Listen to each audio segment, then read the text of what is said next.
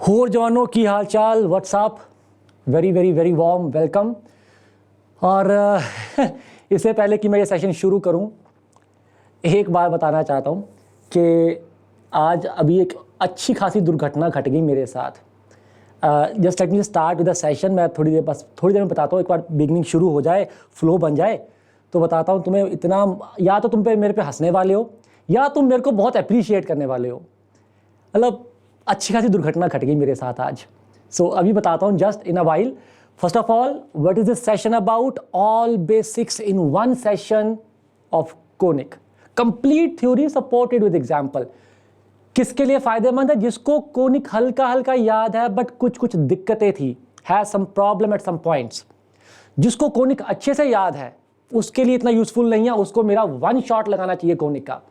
सो गो, जिसको आता है कोनिक अच्छे से याद है, parabola, ellipse, hyperbola, everything, one shot of conic लगाओ। उसमें अच्छे अच्छे सवाल कवर किए मैंने ब्रीफ सा रिकॉल करवा के। और जिसको अभी हल्का हल्का भूल गया है या आता है but he has some problem कि सर इस कंसेप्ट को अप्लाई कैसे करते हैं, सर ये चीजें भूल जाती है, इसका बेसिक मीनिंग क्या है, कंप्लीट, उसको यहां पे फायदा होगा। सो पहले बता दो, राइट? सो अपने अपनी जरूरत के मुताबिक या तो ये लगा लो या फिर वन शॉट देख लो, चक दे फटे। देखो आपका टाइम बड़ा इंपॉर्टेंट है, इस करके पहले ही बता रहा हूं, आपका टाइम नहीं वेस्ट होना चाहिए, राइट? तो शुरू करते हैं। First of all, a little introduction of myself. I am Arvind Kalia and few credentials. इससे पहले कि ये बताऊं, पहले शौक बता देता हूं। भैया हमको गाने गुनगुनाने का बहुत शौक है, हमें डांस करने का बहुत शौक है, और दोस्तों से बातें करके जो मज़ा आता है उसका मैच ही नहीं है। एंड थोड़ा बहुत बच्चों से ज्ञान की बातें करके बहुत मज़ा आता है। ज्ञान की बातें अभी मैंने शुरू नहीं की हैं सेशंस में, अपने बहुत जल्द कर दूंगा। थोड़ा असली रंग में आ रहा हूं मैं अपने। Okay, so first of all, best teacher awardee at national teacher conclave, back to back for 2 years. HOD maths at Vedantu, 10+ years of experience, enough number of selections in IIT, and National Board of Higher Mathematics का national level का camp I have attended 2 times. A camp where only 50 to 60 candidates all over India are selected. So this is a little bit about myself, so that we can have a good chit chat. पता लग जाए दूसरे के बारे में, और अच्छा जान जाएंगे आपके बारे में, मैं चैट पढ़ के जान जाऊंगा, राइट? एंड जहाँ भी दिल खुश हो, शर्माना नहीं है, ठीक है? बिल्कुल भी दिल टाइट नहीं करना है, लाइक कर देना है। अगर समझ आ रहा है, मज़ा आ रहा है, शेयर कर दो ताकि ज़्यादा बच्चों को पता लगे। अगर आपको समझ आया तो बाकियों को भी समझ आएगा, उनका भी फ़ायदा होगा। और ये करोगे तो मुझे बहुत खुशी होती है। तुम सब्सक्राइब करते हो, मेरे को लगता है कि यस, बच्चों को समझ आ रहा है, मज़ा आ रहा है, ऐसी और चीज़ें लेके आई जाएँ। और हाँ, अगर तुम्हें कुछ पर्टिकुलर चीज़ें चाहिए, आप कमेंट में हमेशा लिख सकते हो। I always go through the comments, ठीक है? सो आपकी कोई भी रिक्वायरमेंट है या कोई डाउट है, you can freely right it in the comment. मैं ज़रूर कमेंट पढ़ूंगा आपके कमेंट। दिल खोल के लिखो, चाहे 400, 500, 600 जितने मर्जी कमेंट हो जाए, I will look into that, ठीक? Okay, so now before I start, I have to tell you, I have told you many time बेटा, अब तो मतलब विश्वास हो जाना चाहिए ना। मतलब मेरे को लगता है कि इस वक्त और कोई भी ऑनलाइन इंस्टीट्यूट है जो इतने हक से ये कह सकता है कि भैया IIT में सिलेक्शंस हुए हैं। दिस टाइम 548 बच्चों ने एडवांस क्लियर किया है वेदांतु से, जो कि या तो लॉन्ग टर्म के बच्चे थे या एकलव्य के बच्चे थे हमारे। एकलव्य भी हमारा ही कोर्स होता है। जिसको एकलव्य का नहीं पता, सर्च करो, it's a sure shot entry to YouTube, sure shot entry to JEE advance, not to YouTube यार।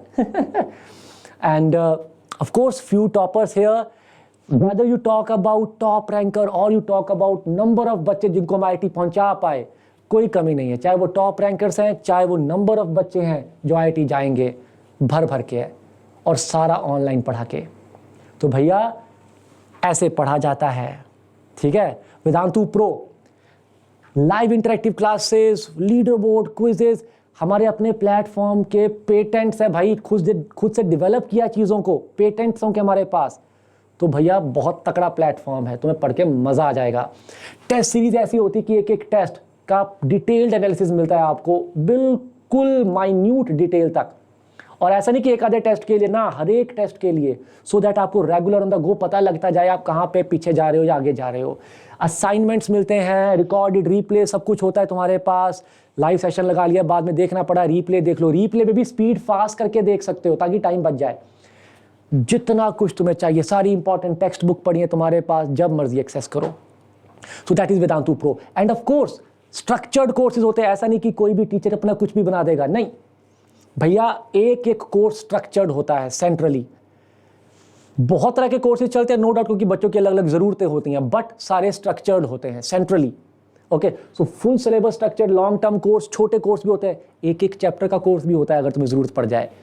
And test, assignment, live chapter wise courses for revision, सब कुछ जो तुम सोच सकते हो is provided in Vedantu pro. और करना क्या है, एक सब्सक्रिप्शन लेना है and you can access everything on the platform. अगर हम उन बच्चों की बात करें जो 22 में अपीयर होंगे, भैया गो फॉर द सब्सक्रिप्शन, ठीक है। ये तो ट्राई कर ही लो, मुझे पता तुम यहाँ पे आ जाओगे तो अपने आप पूरी ले लोगे, you are going to love it. Code ये लगा देना है तो भैया आपको डिस्काउंट मिल जाएगा। और जैसा कि मैं कहता हूँ, चाहे ये लगाओ चाहे और लगाओ, मेनू कोई फर्क नहीं पड़ता पुत्र, तुमने पढ़ना है सीख लो। कोड लगाओगे डिस्काउंट मिल जाएगा, मेरा नहीं लगाओगे किसी और का लगाओगे डिस्काउंट मिल जाएगा तुमको, ठीक है। मुझे कोई फर्क नहीं पड़ता, पर हाँ तुमको डिस्काउंट मिलता है, इस करके हमें अच्छा लगता है कि चलो ले लो। सो कोड चाहे ये लगाओ चाहे अपने फेवरेट टीचर का लगाओ, अगर वो फेवरेट टीचर मैं ही हूँ तो मेरा ही कोड लगा दो, ठीक है।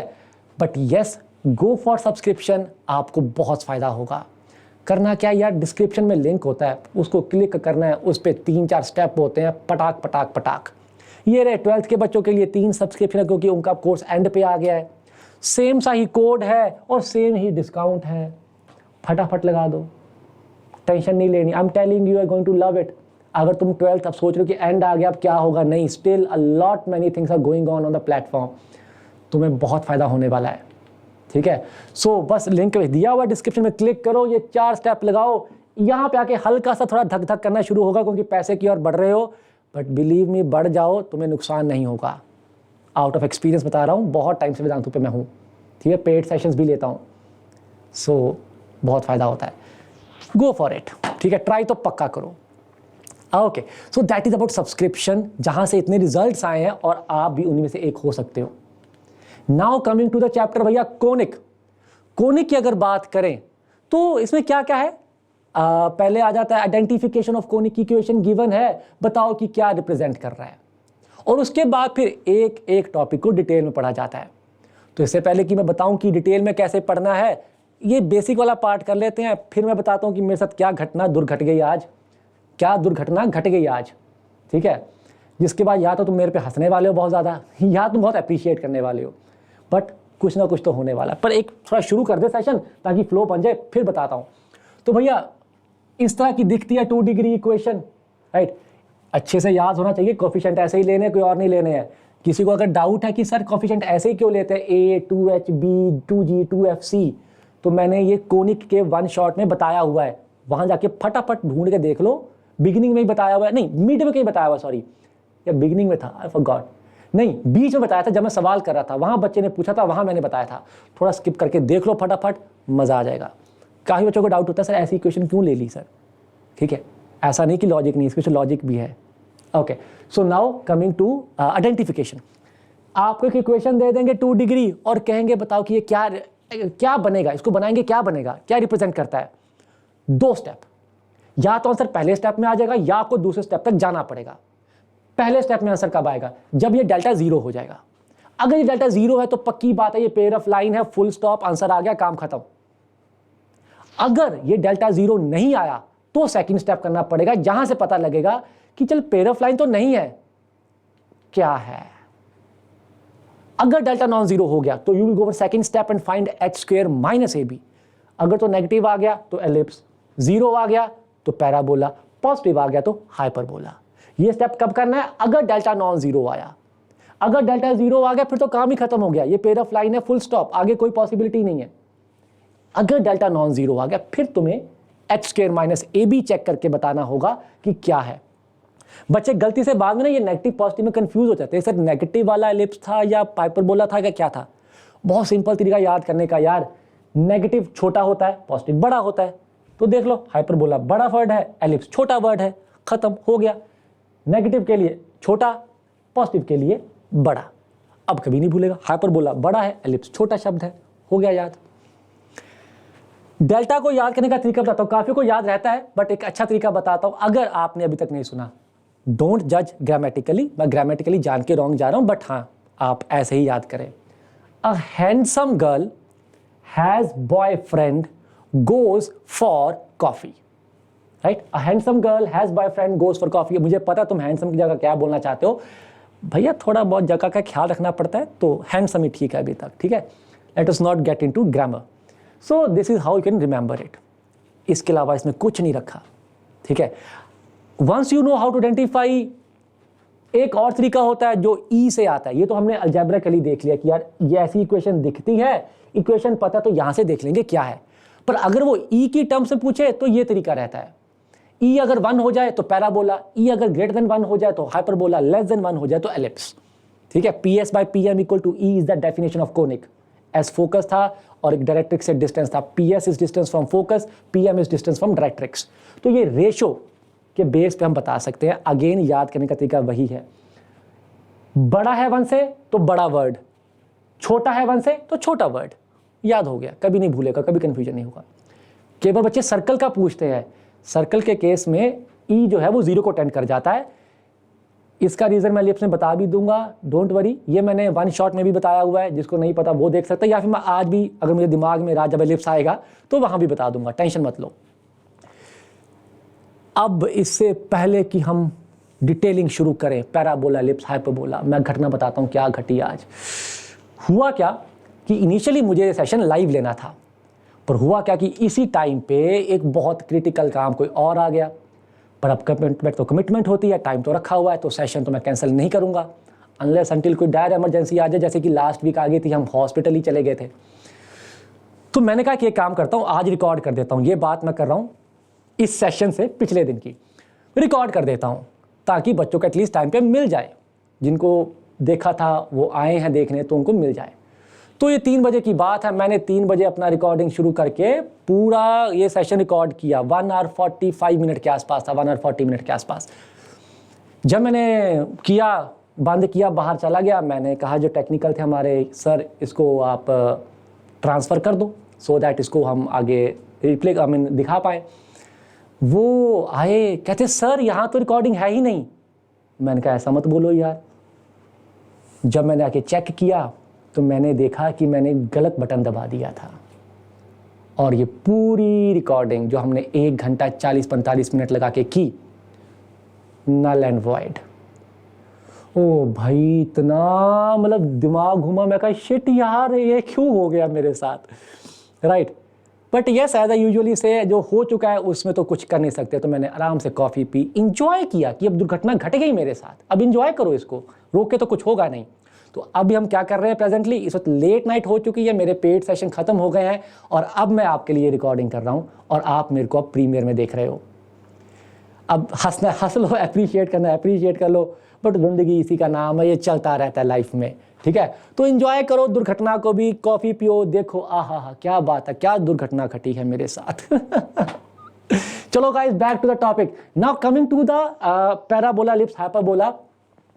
पैराबोला की अगर बात करें, मैं पहले एक ब्रीफ इंट्रो देता हूं, let me go back. Parabola में स्टार्टिंग का पार्ट भी बहुत टफ होता भी नहीं, बच्चों को कंफ्यूजन भी नहीं होता और कंपटीशन में भी ऐसा भयंकर कोई सवाल नहीं आता। स्टार्टिंग मतलब equation of parabola, construction type, simple. Parabola में ज्यादा इंपॉर्टेंट है parametric form, tangent of parabola, normal of parabola, ये इंपॉर्टेंट बहुत है। ऑन द अदर हैंड जो एलिप्स हाइपरबोला है, वहां पे जो बिगिनिंग का पार्ट है, कंस्ट्रक्शन हो गई, equation of ellipse, equation of hyperbola, वो ज्यादा इंपॉर्टेंट हो जाते हैं। वहां पे टेंजेंट और नॉर्मल की इंपॉर्टेंस बहुत कम हो जाती है 2 कारण की वजह से। नंबर 1, अगर पैराबोला का टेंजेंट आता है तो सेम ही एलिप्स हाइपरबोला के टेंजेंट के सवाल बनते हैं, सिर्फ फॉर्मूला चेंज होता है, अप्रोच एग्जैक्टली सेम, एग्जैक्टली। और normal of ellipse hyperbola direct equation वाला ही आता है, वरना आता नहीं, ठीक है, इस करके वहाँ पे इंपॉर्टेंस खत्म हो जाती है, उनके इक्वेशन वाले फॉर्म ज़्यादा आते हैं, equation of ellipse, equation of hyperbola. और सेम ही आज हमारा पढ़ने का तरीका रहेगा। पैराबोला में ये जो बेसिक पार्ट है इसके बस बेसिक समझ लेंगे, इस पर प्रैक्टिस की कोई ज़रूरत नहीं है, तुमको आते हैं। हम ज़्यादा फोकस करेंगे पैरामीट्रिक, टेंजेंट और नॉर्मल पे। तो अगर इस पर बात करें, इसमें बस तुम्हें कंस्ट्रक्शन में एक चीज़ का ख्याल रखना है, अगर तुमने रख लिया तो तुम्हें कोई डाउट नहीं आने वाला, अगर आज तक कोई आता है तो। वो ये है, किसी भी पैराबोला में वर्टेक्स से ए यूनिट अंदर फोकस होता है और ए यूनिट बाहर डायरेक्ट्रिक्स होता है। In any parabola, a unit inside you get a focus, a unit outside you get the directrix. Similarly, A unit inside is focus, A unit outside is directrix, A unit inside is focus, A unit outside is directrix। बस ये ख्याल रख लोगे तुम कभी नहीं फंसने वाले। Sir what if centre is not at origin? अरे तो क्या हो गया, सेम फंडामेंटल लगाओ, कोई टेंशन नहीं लेनी। Say you want to draw y minus 2 whole square is equal to 4x minus 5, ये ड्रॉ करना है। तुम्हें पता ही हॉरिजॉन्टल है, राइट ओपनिंग है, पर थोड़ा दिक्कत आती है पॉइंट लिखने में। कुछ नहीं करना, वर्टेक्स तो 5,2 है, सबको पता है, और ये राइट को ओपन होता है, ये सबको पता है, क्योंकि y square equal to 4ax type का है। आगे जो मैंने बताया बस वही लगा दो। ये ज्यादा ही कुछ नीचे चला गया, चलो कोई बात नहीं, जवानी का लड़कपन है। मेरा a कितना है 1, तो जो मैंने कहा था यहां से a यूनिट अंदर फोकस और A यूनिट बाहर डायरेक्ट्रिक्स, काम खत्म हो गया। A कितना है 1, तो अगर 5,2 से 1 यूनिट आगे जाओगे, you are on horizontal line, Y नहीं चेंज होगा भैया, हॉरिजॉन्टल पे Y को कोई फर्क नहीं पड़ता, X बढ़ जाएगा। तो तुम आगे गए तो X बढ़ गया 6,2, तुम पीछे आए तो X कम हो गया, 5 से 1 यूनिट कम कर दो 4,2, तो ये लाइन हो गई x इक्वल टू 4, काम खत्म हो गया ना, फिनिश। डायरेक्ट ये लेटेस्ट आइटम लिखना है लिख लो, लेंथ होती है 4a, 4 इंटू ए, 4 ही आ गया। सो कोई दिक्कत ही नहीं आने वाली, प्रोवाइडेड तुम इस चीज़ को दिमाग में रखते हो। सवालों में भी यही चीज़ काम आएगी, जो मर्जी सवाल उठा लो, करके देखना। अगर फंस रहे हो आज तक किसी सवाल पे, यही कंसेप्ट लगाना, वर्टेक्स से ए यूनिट अंदर फोकस, ए यूनिट बाहर डायरेक्ट्रिक्स, कोई सवाल नहीं फंसेगा, I am guaranteeing that. Parametric form important है थोड़ी सी। y स्क्वायर 4ax का 80 स्क्वायर 280 होता है। अगर x और y इंटरचेंज कर दिए, x square equal to 4ay, तो यहां पे भी इंटरचेंज हो जाएगा 280 80 स्क्वायर। माइनस वाले में कई बार बच्चे फंस जाते हैं, बहुत सिंपल सा तरीका है बेटा। देखो अगर यहां -4ax आ गया, फिर कैसे लिखेंगे भाई? देखो y स्क्वायर नेगेटिव तो हो नहीं सकता, तो इस नेगेटिव, इस माइनस को एडजस्ट करने के लिए x को नेगेटिव ले लो, ताकि ये माइनस माइनस एडजस्ट हो जाए। तो -80 स्क्वायर 280, काम खत्म। और ये तो इसी को उल्टा किया हुआ है, तो यहां पे उल्टा कर दो, खत्म बात। तो y स्क्वायर 4ax से x स्क्वायर 4ay जाने के लिए उल्टा कर देते हैं, y स्क्वायर -4ax से x स्क्वायर -4ay जाने के लिए उल्टा कर देते हैं। माइनस को कैसे समझाना है वो आपने देख लिया, काम खत्म, ठीक है। सर पर अगर भूल भले के, भैया किस्मत खराब होती है कई बारी, पेपर में ऐसा आ गया तो इसका पैरामीट्रिक फॉर्म कैसे लिखेंगे? वैसे सबको याद होता है कि इसका पैरामीट्रिक फॉर्म होता है h + 80 square k + 280, but sir उसका रीजन क्या है, लॉजिक क्या है? भाई घटिया लॉजिक, या तो आप सेटिस्फाई करा के देख लो, या मैं एक तरीका बताता हूं जिससे आप बहुत आराम से कर सकते हो, और वो तरीका आप बहुत जगह लगा सकते हो। बैकग्राउंड में मैं लगा रहा हूं शिफ्टिंग ऑफ ओरिजिन, बट सामने क्या लगा रहा हूं? Simple substitution. भैया इसको कह दो कैपिटल Y और इसको कह दो capital X। Moment you do that, ये बन गया अच्छे वाला पैराबोला, और इसका पैरामीट्रिक पॉइंट मुझे पता है। तो क्या मैं अब मुड़ के स्मॉल x y में नहीं आ सकता? मजे से आ सकता हूं। स्मॉल कैपिटल Y क्या बन गया? y माइनस के, तो यहां से स्मॉल y आ गया k + 280, जो आप जानते हैं यहां से x - h equal to 80 square, तो स्मॉल x आ गया h + 80 स्क्वायर, खत्म। राइट। सो या तो सीधे याद भी कर सकते हो, यहाँ पे भूल गए तो ऐसे कर दो। और ये सब्स्टिट्यूट वाली टेक्निक पता कब कब लगा सकते हो? कभी भी लगाओ जब भी आप लीनियर पे जा रहे हो। लीनियर को कभी भी ऐसे लेके ट्रीट कर लो, सवाल सारे हो जाएंगे। अगर आपने स्ट्रेट लाइन का वन शॉट नहीं लगाया या कोई और नहीं लगाया, लगाना, वहां पर ऐसी चीजें बताई हुई हैं। सर्कल में चीजें आती हैं, सर्कल में चीजें बताई हैं जब टेंजेंट से याद करने पड़ते हैं। तो अगर आपको y स्क्वायर 4ax का टेंजेंट आता है तो आपको इसका भी आता है। जहां जहां y था y माइनस के रख दो, जहां जहां x था x माइनस h रख दो, उसका फॉर्मूला बन जाएगा। तो बड़ी तकड़ी टेक्निक है ये, याद रखना।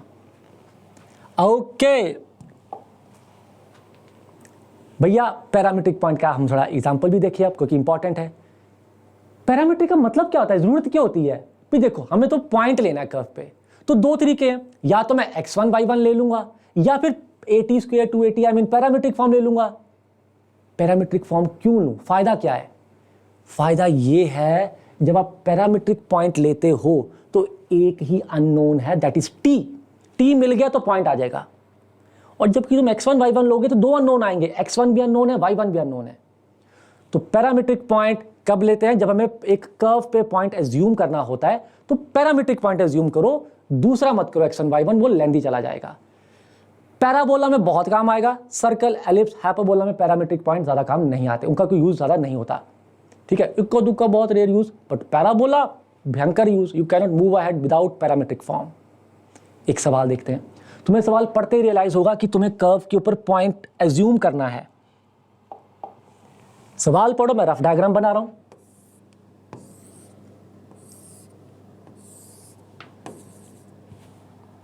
O be the vertex,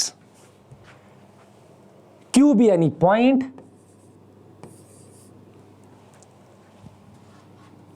यहां पे लिख लेता हूं Q be any point. If the point P divides the segment OQ, OQ in the ratio 1:3, अरे यहां ध्यान से देखो, बच्चे ना उल्टा ले लेते हैं रेशो को। OQ 1:3, तो 1 जो है विद O आएगा, 3 विद Q आएगा। ये ऑर्डर बड़ा इंपॉर्टेंट होता है, ध्यान रखना। 1 विद O, पहले O है, और 3 विद Q आएगा। तो जब मैं यहां P लूंगा तो 1 इधर आएगा और 3 इधर आएगा। बड़ा इंपॉर्टेंट पॉइंट है, दिमाग में रखना, बच्चे अक्सर गलती करते हैं। क्वेश्चन पूछा है P का लोकस, तो I need to call it H, K।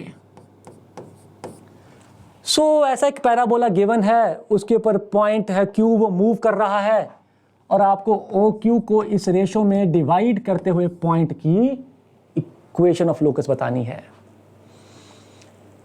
भैया मुझे यूज करना है कि P डिवाइड कर रहा है OQ को 1:3 रेशो में। मैं सेक्शन फॉर्मूला लगाना चाहता हूं।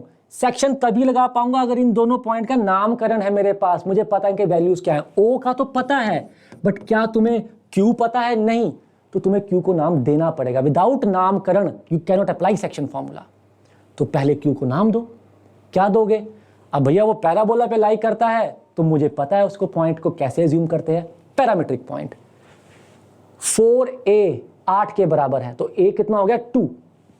और ये कौन सा पैराबोला है? x square equal to 4ay। तो इसका पैरामीट्रिक पॉइंट क्या बन जाएगा? 2at square. तो a मेरा 2 है, तो ये बन गया 4t 2t स्क्वायर। तो मैं इसको लूंगा 4t 2t स्क्वायर। एक बार मैंने नामकरण कर दिया, अब मैं सेक्शन फॉर्मूला मजे से लगा सकता हूं। लगा दो भाई सेक्शन फॉर्मूला। लो भाई, मेरा h आ जाएगा 3 × 0 1 × 4t डिवाइड बाय 1 + 3 4, और k 3 × 0 1 + 2t स्क्वायर बाय 1 + 3 4। अब यहां से t एलिमिनेट करना पड़ेगा, t is a variable. Okay, so t यहां से क्या आ गया? h के बराबर ही आ गया, यहां पुट कर दो, तो k आ गया h स्क्वायर बाय 2, और यही आपका आंसर आ गया, y = x² bye 2। y = x² bye 2, ये रहा। पॉइंट समझ आ गया? पैरामीट्रिक फॉर्म कैसे जरूरत पड़ी? जैसे ही पता लगा मुझे पॉइंट सपोज करना है पैराबोला के ऊपर, पैरामीट्रिक करेंगे और कुछ नहीं करेंगे, काम खत्म। सेक्शन के बारे में भी एक इंफॉर्मेशन दी, अगर किसी को गलती लगती है, ये ध्यान रखना, पेपर में बहुत गलती होती है, बच्चों को आदत 1:3 लिखने की होती है, वो 1 इधर और 3 इधर लिख देते हैं, सारा सवाल गलत हो जाता है। तो इसी का ध्यान रखना। आई शाबाश, very good. Now moving ahead with standard notation, क्योंकि अब हमें टेंजेंट्स की ओर बढ़ना है। टेंजेंट के लिए हमारे पास स्टैंडर्ड नोटेशन जो कि सर्कल में पढ़ाई जाती हैं, बट यहाँ पे मैं रिवाइज करा रहा हूँ क्योंकि कुछ बच्चे भूल जाते हैं।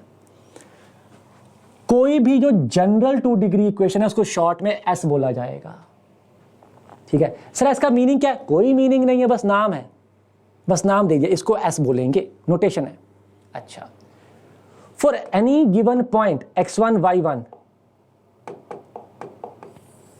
For any given point x1 y1, अगर कोई बोले कि s1 बताओ, s1, तो आपने क्या करना है, इस पॉइंट को यहां पुट कर देना है। पुट का मतलब क्या होता है, x1 जाएगा x की जगह पे, y1 जाएगा y की जगह पे, रख दो। जो वैल्यू ये बनेगी, इस वैल्यू को s1 कहते हैं। तो उसको याद कैसे करना है, s1 क्या है, value of s at this point. ये पॉइंट क्या होगा वो सवालों में पता लग जाएगा, मेंशन्ड होगा, इस पॉइंट के लिए s1, इस पॉइंट के लिए s1 मेंशन्ड होगा। Third notation is t। कहां गया t मेरा प्यारा, ये रहा t। सर t टेंजेंट होता है? अरे नहीं नहीं नहीं, मैंने पहले बताया, इनका मीनिंग कुछ नहीं है, सिर्फ नाम है। इसको s कहते हैं, इसको s1 कहते हैं, इसको t कहते हैं। ये नाम रखे कैसे गए, इसका डिटेल मैंने थोड़ा बहुत बताया हुआ वन शॉट में, भी रिक्वायर्ड नहीं है, इसका काम कहीं नहीं आता। पर कोई बहुत इंक्विजिटिव है तो वन शॉट देख लेना क्यूनिक में, वहाँ मैंने ये भी बताया था कि ये क्वेश्चन ऐसे ही क्यों लेते हैं और ये नाम क्यों दिए गए थे। अभी हमारा मतलब किससे, सिर्फ काम से है कि इनका काम क्या है, तो अभी उस पर टाइम लगाएंगे। ठीक है, जिसको ज़्यादा इंक्विजिटिव फील होता है वो वन शॉट में थोड़ा स्किप करके ना वहाँ ढूंढ लेना, मिल जाएगा। ठीक, अभी वरना बहुत टॉपिक है, टाइम लग जाएगा। ठीक है, आ जाओ इस पे। अब टी पे आते हैं। यार अपने एस में तुम्हें जहां भी एक्स स्क्वायर दिख रहा है उसकी जगह एक्स x1 लिख दो। जहां पे एक्स वाई दिख रहा है उसकी जगह पे x y1 plus x1y by 2 लिख दो। जहां वाई स्क्वायर दिखता है उसकी जगह y1 लिख दो। जहां x दिखता है उसकी जगह x प्लस x1 बाई 2 लिख दो। और जहां y दिखता है उसकी जगह ये लिख दो। कांस्टेंट ऐसे ही रहने दो, उसको नहीं छेड़ना। तो जो बनेगा उसको t कहेंगे। कॉमन मिस्टेक, सर ये x तो x प्लस x1 बाई 2 था, इसको यहां भी तो रख सकते थे a into x plus x1 by 2 का whole square. No, x square को x इंटू x1 से ही चेंज करना है। जहां पे अकेला x आएगा, अकेला x, उसकी जगह ये लिखना है। Same others, same for other things. ठीक है, तो that is how we write T. अब ये रखे क्यों गए, क्योंकि इनकी टर्म्स में बढ़िया बढ़िया फॉर्मूले बन जाते हैं। इस करके हम नोटेशंस को याद रखते हैं, इनकी टर्म्स में फॉर्मूले आते हैं। अब हम शुरू करते हैं थोड़ा सा एप्लीकेशन इन फॉर्मूलों का। सबसे पहले बेसिक्स एप्लीकेशन। एक पॉइंट दे देंगे, एक पैराबोला दे देंगे, पूछेंगे कि पॉइंट कहाँ लाई करता है। कुछ ना करो, उस पॉइंट के लिए S1 निकाल दो। अगर तो S1 पॉजिटिव आ गया तो पॉइंट बाहर है, 0 आ गया तो कर्व के ऊपर है, नेगेटिव आ गया तो अंदर है। एक पप्पी सा एग्जांपल देखो, वाला पप्पी, कोई और पप्पी नहीं। ठीक है, like y square equal to 8x और पॉइंट दे दिया 2,3। कहता चेक करो कि ये पैराबोला के अंदर है या बाहर है। तुमने कुछ नहीं करना, just right your s। What is your s? y square minus 8x। Okay sir, y square को उधर लेके 8x माइनस वाई स्क्वायर क्यों नहीं लिखा? जनरल डिग्री क्वेश्चन याद करो, पहले y स्क्वायर आता है और फिर x की टर्म आती है, तो उसी ऑर्डर में लिखना है। नाउ इस पॉइंट के लिए S1 निकाल दो। 2 को रखो x की जगह पे, 3 को रखो y की जगह पे। क्लियरली ये वैल्यू क्या आ रही है? नेगेटिव। बस नेगेटिव आ गई मतलब ये पॉइंट अंदर लाई करता है पैराबोला के। फॉर योर इंफॉर्मेशन बता दूं, ये होता है इनसाइड ऑफ पैराबोला और ये होता है आउटसाइड ऑफ पैराबोला। ठीक है, बड़ा कैंट तरीका, फटाफट बताया था, कुछ बनाना भी नहीं पड़ता। लो जी, दिस इज फर्स्ट एप्लीकेशन। ये तो हो गया पोजीशन ऑफ पॉइंट। अब हम देखेंगे position of line with respect to parabola. भी लाइन मीट करती है, कट करती है, क्या है, स्टेटस क्या है?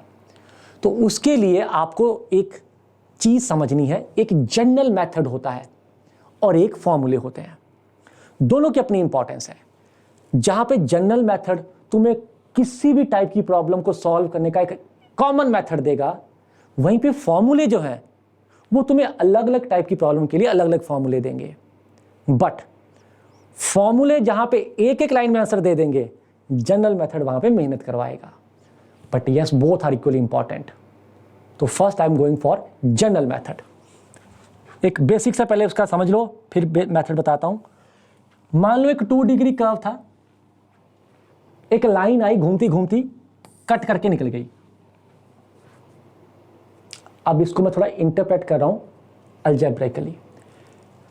अगर मैं इस कर्व और इस लाइन की इक्वेशन को आपस में सॉल्व करूं, सॉल्व मतलब लाइन में से y निकाल के कर्व में पुट कर दूं या लाइन में से x निकाल के कर्व में पुट कर दूं, तो मुझे एक 2 डिग्री कर्व मिलेगा, 2 डिग्री इक्वेशन मिलेगी जिसके रूट्स ये होंगे। Because when we solve 2 equations we get their point of intersections. तो मानते हो इस केस में जब ये लाइन कट कर रही है, उन 2 इक्वेशन को सॉल्व करके जो क्वाड्रेटिक आएगा उसका डिस्क्रिमिनेंट पॉजिटिव होगा, क्योंकि 2 डिस्टिंक्ट रूट आ रहे हैं। एंड इस केस में उन 2 इक्वेशन को सॉल्व करके जो क्वाड्रेटिक मिलेगा उसके 2 इक्वल रूट्स होंगे, क्योंकि एक ही जगह मीट कर रहा है तो एक ही सॉल्यूशन आना चाहिए, 2 इक्वल रूट्स।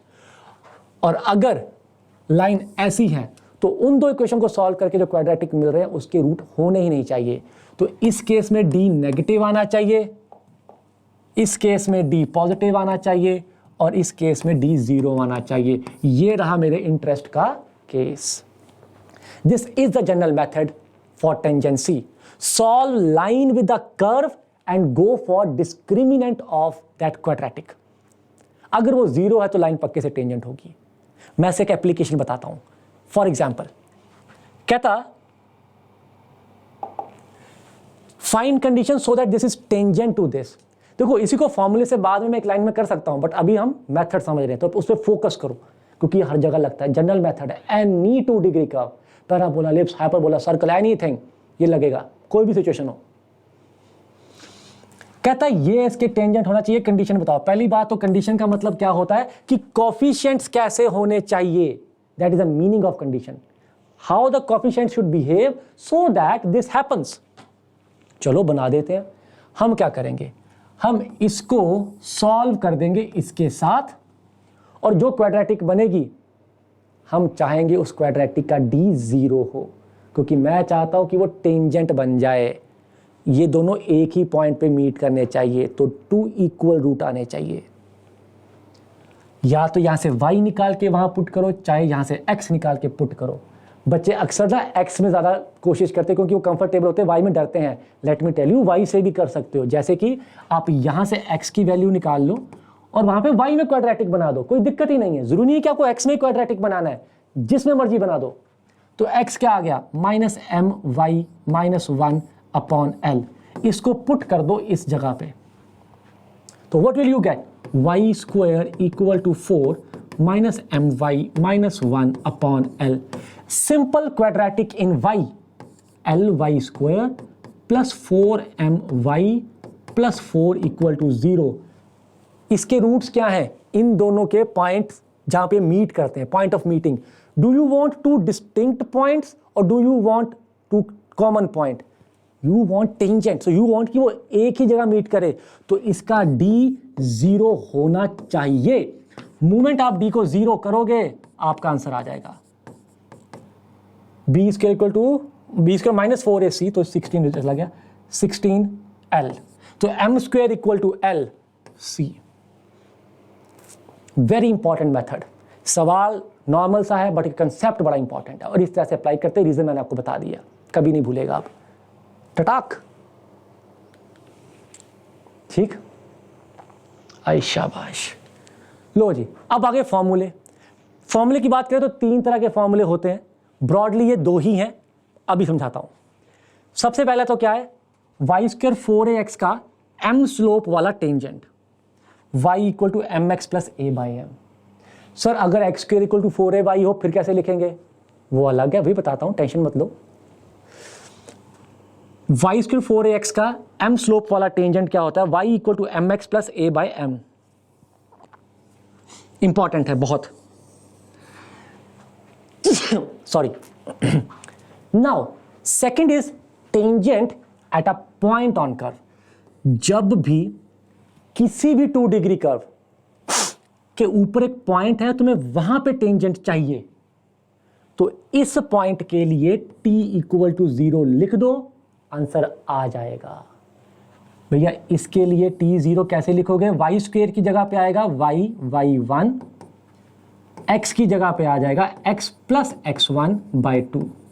कट कट, ये बन गई टेंजेंट की इक्वेशन। कोई और कोनिक होता तो भी t = 0, एनी कोनिक। अच्छा, पैरामीट्रिक फॉर्म। अरे बच्चे ना केवल इस नाम से डर जाते हैं, अरे ये पैरामीट्रिक फॉर्म ऑफ लाइन नहीं है, पैरामीट्रिक फॉर्म ऑफ टेंजेंट है, और इसका कोई और मतलब नहीं है, यही वाला सिनेरियो है। बस यहां पे जो पॉइंट था वो x1 y1 लिया था, यहां पे वो at² 2at ले रहे हैं, और कोई फर्क नहीं है। p of t means at² 2at। So if I ask you, बेटा एक पैराबोला है y² 4ax, उसके ऊपर एक पॉइंट है at² 2at, मुझे टेंजेंट बताओ। जैसे तुमने सुना पैराबोला के ऊपर पॉइंट है, वहां पे टेंजेंट चाहिए, सीधे t = 0 सर, तो भैया लिख दो t = 0, वाई स्क्वायर की जगह पे आ जाएगा y × y1, right, equal to 4a, x की जगह पे आ जाएगा x plus x1/2, x plus at²/2। इसी को जस्ट थोड़ा काटा पीटा करो, ये बन जाएगा। काफी इंपॉर्टेंट फॉर्म है, इसकी थोड़ी सी इंपॉर्टेंस मैं भी बताऊंगा, आगे जाके तो बहुत इंपॉर्टेंस आएगी। तो पहली बात तो ये क्या होता है, tangent at a parametric point, और कुछ नहीं, इसके अलावा कुछ भी नहीं। अच्छा, तो टेंजेंट तो समझ आ गई और पता लग गया ये एक है और ये एक ही है, बस इसमें पॉइंट ये लिया, उसमें at² 2at लिया। इस टेंजेंट में काफी अच्छी बातें होती हैं, पैरामीट्रिक फॉर्म में बहुत ही उम्दा बातें होती हैं, जिनमें से एक इंपॉर्टेंट बात बता रहा हूं, जिससे कि आगे जाके बहुत सारी प्रॉब्लम सॉर्ट आउट होने वाली हैं। उसी से x² 4ay भी आएगा, उसके m वाले फॉर्म भी आएंगे, सब आएगा। एक छोटी सी बात ऑब्जर्व करो, इफ आई आस्क यू कि ये जो टेंजेंट लिखा आपने at point p of t, इसका स्लोप कितना है? तो देखो t हुआ cross multiply y = x/t plus at, तो x/t यानी कि स्लोप है 1/t। इसका जो स्लोप है वो 1/t है। इतना इंपॉर्टेंट है, बेइंतहा इंपॉर्टेंट पॉइंट है। t पॉइंट पे स्लोप ऑफ टेंजेंट 1/t होता है। तुमने क्या किया है, तुमने इस पॉइंट का जो पैरामीटर है t, उसका इस टेंजेंट की स्लोप से रिश्ता नाता ढूंढ लिया। अब तुम जब चाहो t से m में जा सकते हो, m से t में आ सकते हो, जब चाहो, जब चाहो।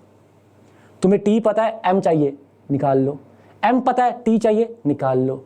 यहां तक कि तुम्हें t वाला फॉर्मूला पता है और तुम्हें चाहिए m वाला फॉर्मूला, तो भैया तुम्हें पता है कि t और m का रिश्ता क्या है। अगर m 1/t है तो मैं कह सकता हूं कि t जो है वो 1/m है, ऑब्वियस सी बात है।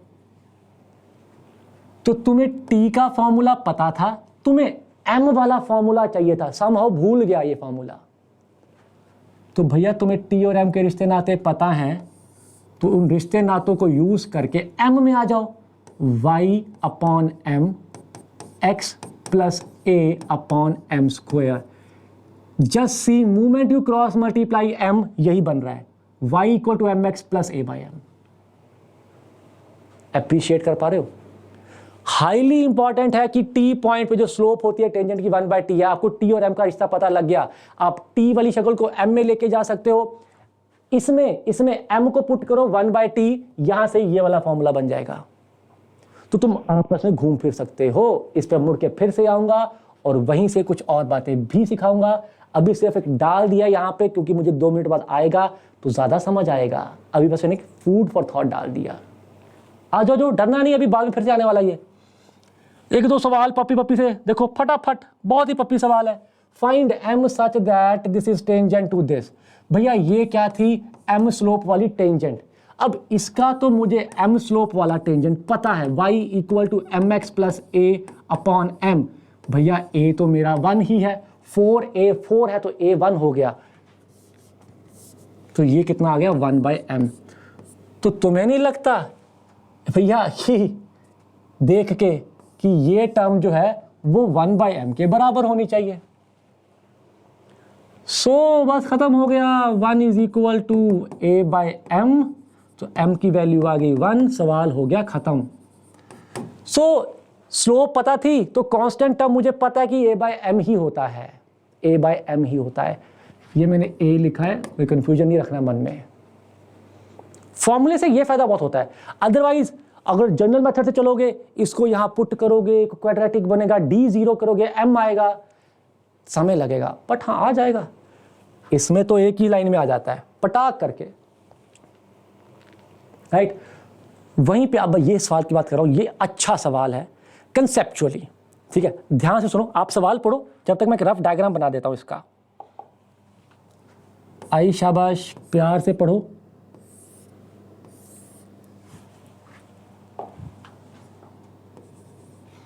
पॉइंट क्या था, 1,4।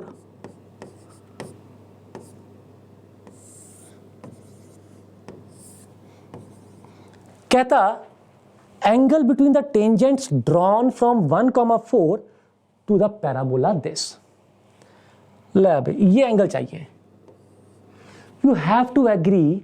अगर मुझे ये एंगल चाहिए तो मेरा जो इंटरेस्ट है वो इन टेंजेंट्स की स्लोप्स में है, क्योंकि वहीं से मैं ये एंगल बता पाऊंगा। tan theta equal to m2 minus m1 upon 1 plus m1 m2 का मॉड। अब जनरल अप्रोच बता रहा हूं, कोई भी कर्व हो, पैराबोला, एलिप्स, हाइपरबोला, कोई भी सर्कल, कोई भी 2 डिग्री का, अगर एक बाहर के पॉइंट से निकलती हुई टेंजेंट चाहिए, उस पर कमेंट करना है, तो क्या करो, जनरल टेंजेंट लिख लो। मुझे पैराबोला का जनरल टेंजेंट पता है, y equal to mx plus a/m। a मेरा फिर से 1 है तो a/m। सर आपने m वाली ही क्यों लिखी, t वाली क्यों नहीं लिखी? क्योंकि मेरा इंटरेस्ट भी तो टेंजेंट की स्लोप में ही है ना, तो मैं स्लोप वाली टेंजेंट लिखूंगा। y equal to mx plus a/m, general tangent हो गई। Now make it pass through 1,4, because आप वो वाली टेंजेंट पे कमेंट करना चाहते हो जो 1,4 से पास करती है। करवा दो पास। ये क्या बन गया, 4 equal to m plus 1/m। You realise it's a quadratic, m square minus 4m plus 1 equal to 0। Quadratic है, इसके 2 रूट होंगे। यू हैव टू एग्री, इसके रूट m1 और m2 ही तो हैं। आपने m स्लोप वाली टेंजेंट लिखी और 1,4 से पास करवा दी, तो आप क्या कर रहे हो, आप उसी टेंजेंट की बात कर रहे हो जो 1,4 से पास करती है, तो यहां से उसी की स्लोप्स तो आएंगी, तो इसके रूट m1 m2 ही तो होंगे। तुम्हें क्या चाहिए था, tan theta. tan theta equal to m2 minus m1 upon 1 plus m1 m2। क्या मैं इसके रूट्स निकाल के पुट करूंगा? नहीं, मैं वो टाइम भी वेस्ट नहीं करूंगा। अरे मुझे पता लग रहा है कि ये तो प्रोडक्ट ऑफ रूट है, c/a 1/1, और ये कुछ और नहीं, डिफरेंस ऑफ रूट है। जिसको भूल गया याद करा दूं, क्वाड्रेटिक में डिफरेंस ऑफ रूट क्या होता है, root d by mod a। अगर किसी को भूल गया, this was the formula for difference of root. So ये क्या बन जाएगा, root of b square minus 4ac 16 minus 4 12 upon mod a, वो 1 ही है। तो ये वैल्यूज यहां डाल दो, tan थीटा आ गया, सवाल खत्म। Let me conclude it for you nicely. जब भी बाहर के पॉइंट के लिए टेंजेंट चाहिए, एक जनरल टेंजेंट लिखो और उस पॉइंट में से पास करवा दो। अगर तुम्हारा इंटरेस्ट उन टेंजेंट की स्लोप्स में है तो जनरल टेंजेंट m वाला लिखो, और अगर तुम्हारा इंटरेस्ट उन टेंजेंट्स के पॉइंट ऑफ कांटेक्ट में है, ये वाले पॉइंट्स, तो t वाली टेंजेंट लिखो, क्योंकि t वाली टेंजेंट क्या थी, tangent at at square 2at, ty equal to x plus at square. तो अगर m में इंटरेस्ट है तो m वाली टेंजेंट लिख लो, अगर इस पॉइंट में इंटरेस्ट है तो ये पॉइंट वाली टेंजेंट लिख लो। और हाँ, x1 y1 की बजाय दूसरी लिखना, पैरामीट्रिक वाली, क्योंकि इसमें एक t आएगा ना, आसान है। x1 y1 में 2 अननोन आएंगे, तंग करेंगे। मजा आ रहा है? आई शाबाश, ग्रेट। ये बड़ा इंपॉर्टेंट है, tangent passing through external point. ये मैंने, हाँ ये ठीक है ना, रूट 12 2 हाँ कट गया, ठीक है, done done done done. Now जो मैंने पहले बताया था, थोड़ा सा इंपॉर्टेंट पॉइंट मैं फिर से रेफर कर रहा हूं इस चीज को, although we have done it earlier. अगर आप P of T point that is 80 square 280 point, उसके ऊपर टेंजेंट की बात करो तो उसकी slope we have observed it is 1/t। Damn important, इसका एक बड़ा अच्छा इंपॉर्टेंस मैं अभी बताता हूं। और कई बार ना एक चीज, एक कॉमन चीज भी है, एक चीज है जो टीचर बताते हैं वो सही भी है बट वो कंप्लीट नहीं है। अभी ध्यान से सुनने से चीज बताने लगा हूं मैं आपको, उसको ठीक करके बता रहा हूं। आई विल नॉट से कि वो गलत बताते हैं, बट हाँ थोड़ा इनकम्प्लीट है, एक चीज हल्का सा खा जाते हैं, मे बी इस करके खाते शायद बच्चों को समझ नहीं आएगा, बट बता रहा हूं समझ आता है आराम से। देखो तुम्हें ये पता लग गया कि y स्क्वायर 4ax के लिए ना अगर टेंजेंट लिखो तो m 1/t आता है, पता लग गया। t पे अगर टेंजेंट लिखो, और ये बात तुमको मैं बता रहा हूं, देखो ये पॉइंट क्या कहता है कि अगर आपको y square equal to 4ax का टेंजेंट पता है, यही लिख लेते हैं ty equal to x plus at square. तो पैरामीट्रिक फॉर्मूले की एक बहुत अच्छी खासियत होती है, जितने भी पैरामीट्रिक फॉर्मूले मतलब फॉर्मूले in the terms of small t, तुम्हें इसके लिए पता है, वो सारे के सारे इसके लिए भी पता लग जाते हैं। सिर्फ x और y को यहां पे इंटरचेंज कर दो, x t equal to y plus at square, सारे के सारे। ठीक है, अगर इसके लिए तुम्हें t वाला फॉर्मूला पता है कोई भी, तो इसके लिए सिंपल एक्स वाई को इंटरचेंज करो, कोरस्पॉन्डिंग फॉर्मूला आ जाएगा। ये पैरामीट्रिक की बहुत बड़ी एक कह लो कि देन है, हमें फॉर्मूले याद करने नहीं पड़ते। पर क्या ये चीज मैं स्लोप वाले फॉर्मूले के लिए भी कह सकता हूं? यानी कि अगर मुझे बोला गया कि यार y स्क्वायर 4ax का तुमको m स्लोप वाला टेंजेंट पता है, तो क्या मैं कह सकता हूं कि इसका जो m स्लोप वाला टेंजेंट है वो सिंपल एक्स वाई को इंटरचेंज करके मिल जाएगा? चैट में लिखो जरा, मैं बाद में पढ़ूंगा कितनों ने यस कहा कितनों ने नो कहा। क्या ऐसे मिल जाएगा सिंपल एक्स वाई को इंटरचेंज करके? नहीं मिलेगा, नो। ये टेंजेंट होगा, भाड़ में गया, पर ये m स्लोप वाला टेंजेंट नहीं आ रही, इसकी स्लोप ही m नहीं है। ध्यान से देखो, m को क्रॉस मल्टीप्लाई करो, इसकी तो स्लोप ही 1/m है, तो कहां से ये m स्लोप वाला टेंजेंट बन गया? तो ये जो एक्स वाई को इंटरचेंज करने वाला फंडा है ना, ये पैरामीट्रिक में काम करता है। पैरामीट्रिक के जितने फॉर्मूले तुम्हें पता है, एक्स वाई इंटरचेंज कर दो, इसका फॉर्मूला बन जाएगा। बट ऐसा m वाले फॉर्मूले में नहीं होगा। ऐसा करने से तुमको m स्लोप वाली टेंजेंट नहीं मिलेगी। दिस इज रॉन्ग, ये याद रखना। ओके, तो दो चीजें बता दी, एक तो t में ऐसा हो जाता है, दूसरा m में ऐसा नहीं होता। ओके, लो जी, t के बड़े फायदे पता लग गए। एक तो ये t का रिलेशन पता लग गया था, फिर फॉर्मूले में कन्वर्जन पता लग गई। एक और फायदा t का, जब भी तुम्हें दो टेंजेंट्स के पॉइंट ऑफ इंटरसेक्शन का सवाल आ जाए, हमेशा ये यूज करना, T1 पॉइंट और T2 पॉइंट, यानी कि 81 square 281, 82 square 282। T1 T2 point पे जो टेंजेंट्स होते हैं उनका पॉइंट ऑफ इंटरसेक्शन होता है T1 T2, T1 plus T2, यहां प्रोडक्ट है या एडिशन है। जब भी टेंजेंट्स के पॉइंट ऑफ इंटरसेक्शन का सवाल आएगा, इस पॉइंट को T1 मान लो, इसको T2 मान लो, तो ये पॉइंट आपको डायरेक्टली पता होगा। एक सवाल मैं अभी बता रहा हूं ताकि पता लग जाए कैसे यूज होता है, पर मेन मैंने बता दिया। जब भी इंटरसेक्शन का सवाल आएगा, पहले हम सवाल करें पिछले कंसेप्ट पे, फिर हम करेंगे इंटरसेक्शन वाले पॉइंट पे। ये मैंने बताया m इक्वल टू 1/t होता है, उसके बेस का बड़ा अच्छा सवाल बता रहा हूं। ये इसको दो तरीके से करेंगे। एक निहायत ही छोटा स्टेप, 2 लाइनों में आंसर। एक थोड़ा सा lengthy but still appreciable method, इसको कहते हैं मेथड 1 के, छोटा मेथड। कहता है y square equal to 8x है। ये मैं आपके लिए फिगर बना रहा हूं, अदरवाइज आपको फिगर बनाने की जरूरत पड़ेगी नहीं, वंस यू अंडरस्टैंड इट। कहता है इसकी ना एक 2 स्लोप वाली टेंजेंट है। लो जी, बना देते हैं, एक टेंजेंट है जिसकी स्लोप 2 है। लो जी, फाइंड पॉइंट ऑफ टेंजेंसी, ये पॉइंट बताना है। लो जी रेड कलर से कर लेते हैं, ये पॉइंट बताना है। तुम्हें नहीं लगता तुमको m और t का रिश्ता पता है? यानी कि अगर मैं कहूं कि ये पॉइंट p ऑफ t है तो तुम्हें m और t का रिश्ता पता है। m जो है वो 1/t होता है,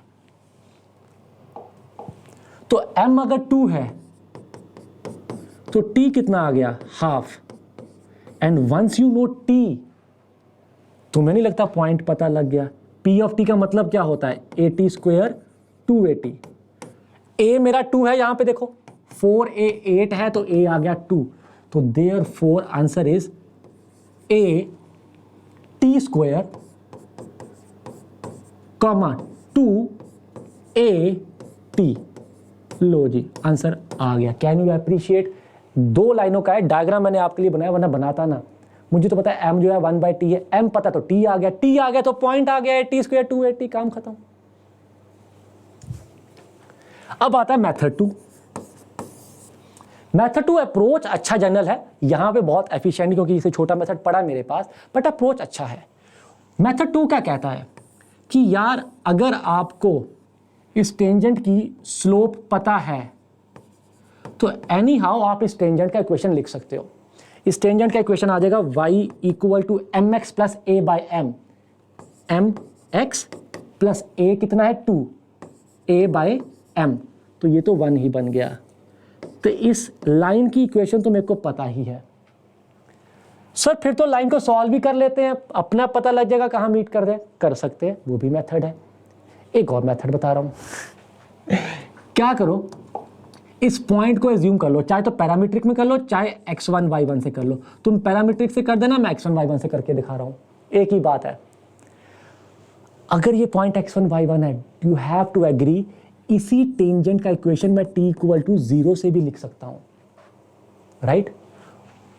also tangent is t = 0, that is y² की जगह पे आएगा y1 और x की जगह पे आ जाएगा x + x1/2।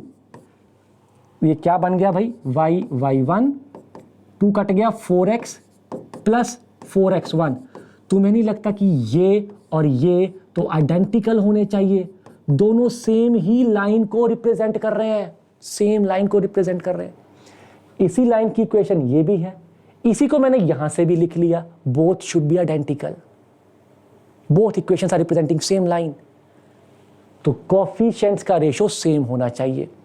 y1/1,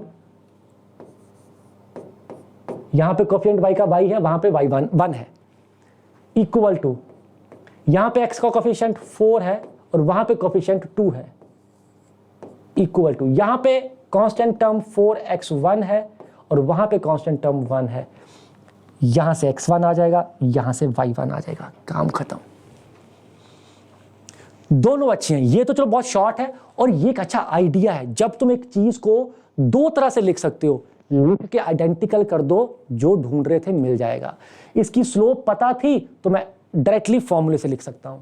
ये पॉइंट मुझे चाहिए था, जैसे मैंने पॉइंट को x1 y1 लिखा, मैं कहा मैं तो पॉइंट से भी टेंजेंट लिख सकता हूं, t = 0 लिख दो, आइडेंटिकल करोगे, सवाल खत्म हो जाएगा। क्या समझ रहे हो भैया? ऐसी चलती है गाड़ी, निरालेदार। Okay, next director circle. अब भैया जिसको भूल गया याद करा दूं, डायरेक्टर सर्कल क्या था? Locus of point of intersection of perpendicular tangent.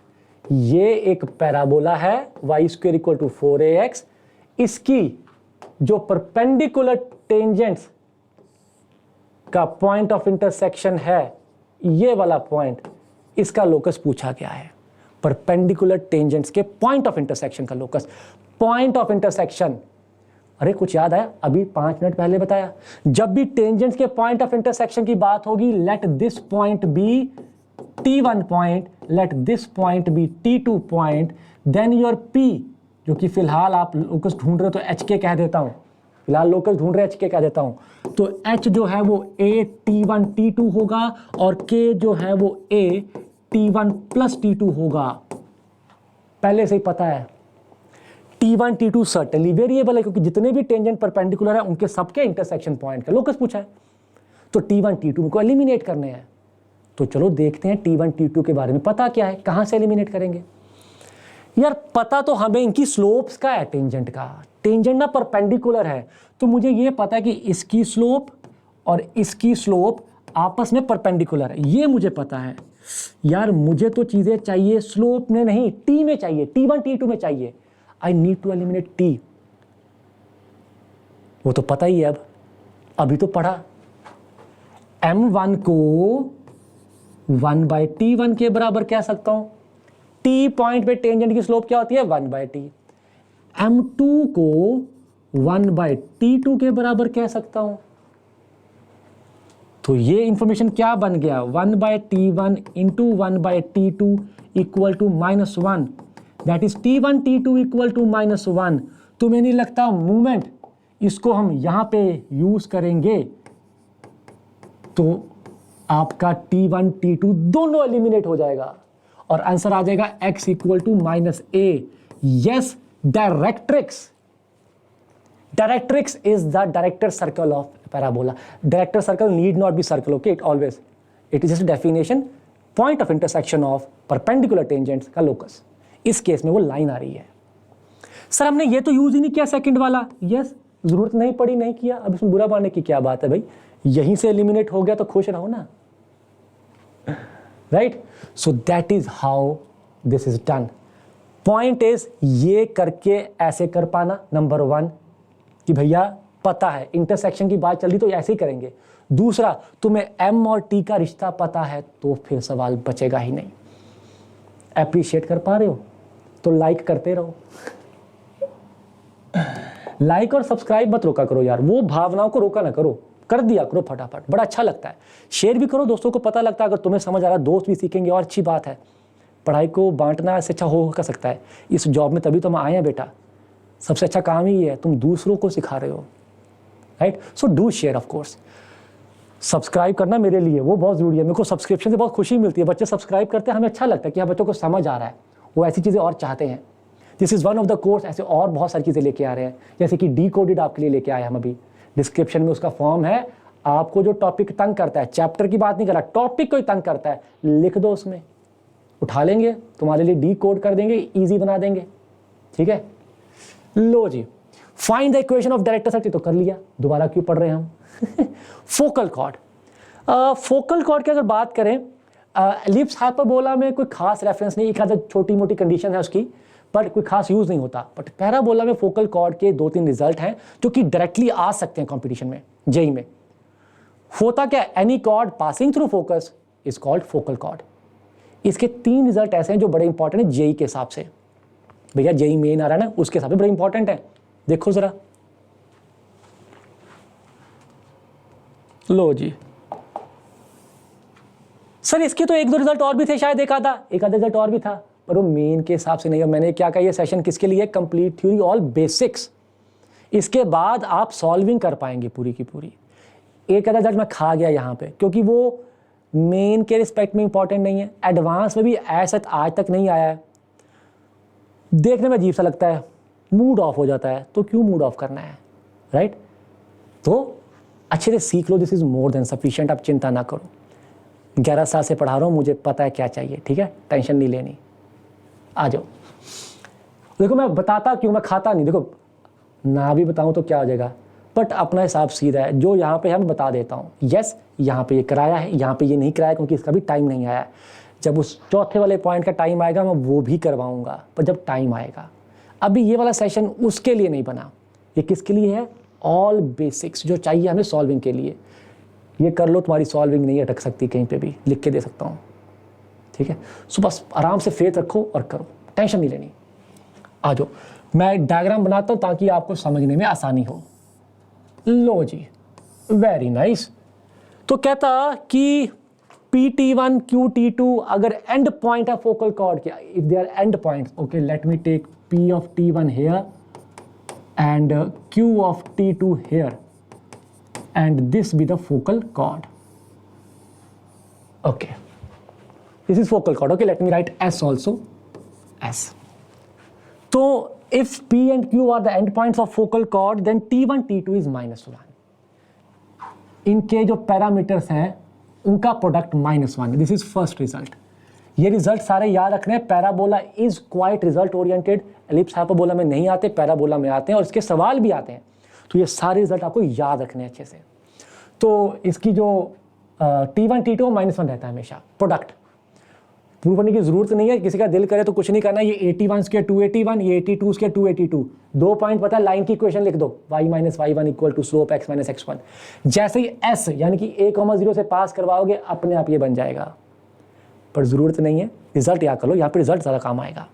Okay, लो जी, पता लग गया कि इसका फायदा क्या होगा. अगर मुझे कोई ये बता देगा तो ये मैं अपने आप ढूंढ सकता हूँ. एक एंड पॉइंट पता है, दूसरा मैं अपने आप ढूंढ दूंगा. ये फायदा इसका. दूसरा फायदा देखो, tangent at the end point of focal chord are perpendicular. और तेरी ये वाला टेंजेंट और ये वाला टेंजेंट सॉरी आर परपेंडिकुलर. इसको तो तुम ओरली ऑब्जर्व कर सकते हो यार. परपेंडिकुलर मतलब क्या है? तुम इनकी स्लोप्स को परपेंडिकुलर दिखाना चाहते हो. स्लोप्स तो पता है ना टी की टर्म्स में. मैं टी की टर्म में क्यों जा रहा हूं? क्योंकि मुझे टी की टर्म में कुछ पता है, तो मैं टी की टर्म्स में जा रहा हूं. m1 is 1/t1, m2 is 1/t2, m1 m2 is 1/t1 t2 और t1 t2 -1 है. तो m1 m2 का प्रोडक्ट क्या आ गया? 1/-1 -1 होगी परपेंडिकुलर. अब परपेंडिकुलर है तो भैया डायरेक्ट्रिक्स पे मीट करेंगी. जितनी भी परपेंडिकुलर टेंजेंट है उनका इंटरसेक्शन डायरेक्ट्रिक्स पे होता है. खत्म. Second point. थर्ड पॉइंट ऐसा जिसका डायरेक्ट सवाल फॉर्मूला में आ सकता है, बिल्कुल ही डायरेक्ट. अगर आपको ओके ये एंगल पता है अल्फा, एक मिनट, ओके T1, ओके. अगर आपको ये एंगल पता है अल्फा, यानी कि फोकल कॉर्ड जो है वो अल्फा एंगल बनाती है एक्स एक्सिस के साथ, तो उसकी लेंथ आप डायरेक्टली लिख सकते हो 4a कोसेकेंट स्क्वायर अल्फा. इसका डायरेक्ट सवाल आ भी चुका था, पहले आया था लॉन्ग बैक, अभी नहीं आया, बट हाँ डायरेक्ट फॉर्मूला में आंसर क्वेश्चन आ सकता है इसका. तो if a focal chord makes angle alpha with the x axis then its length PQ का length will be 4a cosecant square alpha. ये 3 इंपॉर्टेंट रिजल्ट हैं फोकल कॉर्ड के. इसके फटाफट एक एप्लीकेशन सवाल देख लेते हैं एक दो. जैसे कि पहला देखो, कितना पप्पी सवाल. तुम्हारे कानों में आवाज आ रही होगी, बहु बहु बहु प्यारी वाली पमेरियन पिल्ला, छोटा सा होता ना वाइट वाला, वो वाली puppy. If one end of a focal chord is given, ओए होए होए, कहता एक फोकल कॉर्ड का ये पॉइंट आपको पता है, तो find the other end point. लो जी, कितना ही मतलब मुश्किल सवाल पूछ लिया इन्होंने. मुझे पता है कि मैं यहां से टी निकाल लूंगा. टी निकालने के लिए हमेशा 280 कंपेयर किया करो, 80 स्क्वायर ना किया करो, x ना किया करो कंपेयर, क्योंकि 80 स्क्वायर से t की दो वैल्यू आएंगी, फंस जाओगे. यहां से a की वैल्यू आएगी 280. a कितना है मेरा 1, 4a is 4, तो a हो गया 1. सो 2at इज इक्वल टू 2. ये गिवन है 2, तो t आ गया 1. तो क्या ये बताने की जरूरत है कि यहां का जो पैरामीटर होगा वो -1 होगा? बिल्कुल नहीं जरूरत. अगर t1 1 है तो t2 जो है वो -1 होगा. T1 T2 का प्रोडक्ट -1 होता है. अब अगर पता लग गया तो भैया पॉइंट क्या होता है? 80 स्क्वायर 280.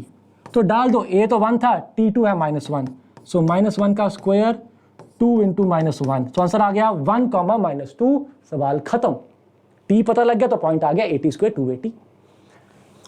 और अगला सवाल पक्की बात है टेंजेंट का देंगे. यहां पे देखना, AB is a focal chord of parabola such that slope of tangent at A is 2, then what is the slope at B? अब ये तो पता ही है, फोकल कॉर्ड है यार. अगर यहां पे स्लोप 2 है तो यहां पे परपेंडिकुलर बनने वाली है, -1/2 हो जाएगी. खत्म. ये तो कुछ करने की जरूरत ही नहीं ना, -1/2 हो जाएगी. फोकल कॉर्ड के एंड पे टेंजेंट परपेंडिकुलर होते हैं, कोई मुद्दा ही नहीं बचा. तो टेंजेंट खत्म, फोकल कॉर्ड खत्म, नॉर्मल पे आ जाओ. यार नॉर्मल तो पता नहीं बच्चों ने क्यों इतना हवा बनाया हुआ, कुछ भी नहीं होती. नो डाउट इक्वेशन याद भी कर लेंगे, पर इसका तो डेरिवेशन ही बहुत सिंपल है. ये देखो, कुछ भी तो नहीं करना. मैं नॉर्मल पहले डेवलप कर रहा हूं parametric form. Parametric form of normal मतलब normal at parametric point. So let the point be 80 square 280. मुझे यहाँ पे नॉर्मल का इक्वेशन लिखना है। मैं एक ये लो जी, जब भी नॉर्मल को बनाते हैं ना तो ऐसे बनाते हैं, पहले एक छोटी सी टेंजेंट बनाते हैं, फिर उसकी परपेंडिकुलर लाइन बनाते हैं ताकि दिखे कि ये नॉर्मल है। तो आपको इस नॉर्मल की इक्वेशन चाहिए। At the end of day normal का लाइन ही तो है, लाइन ही तो है ना नॉर्मल।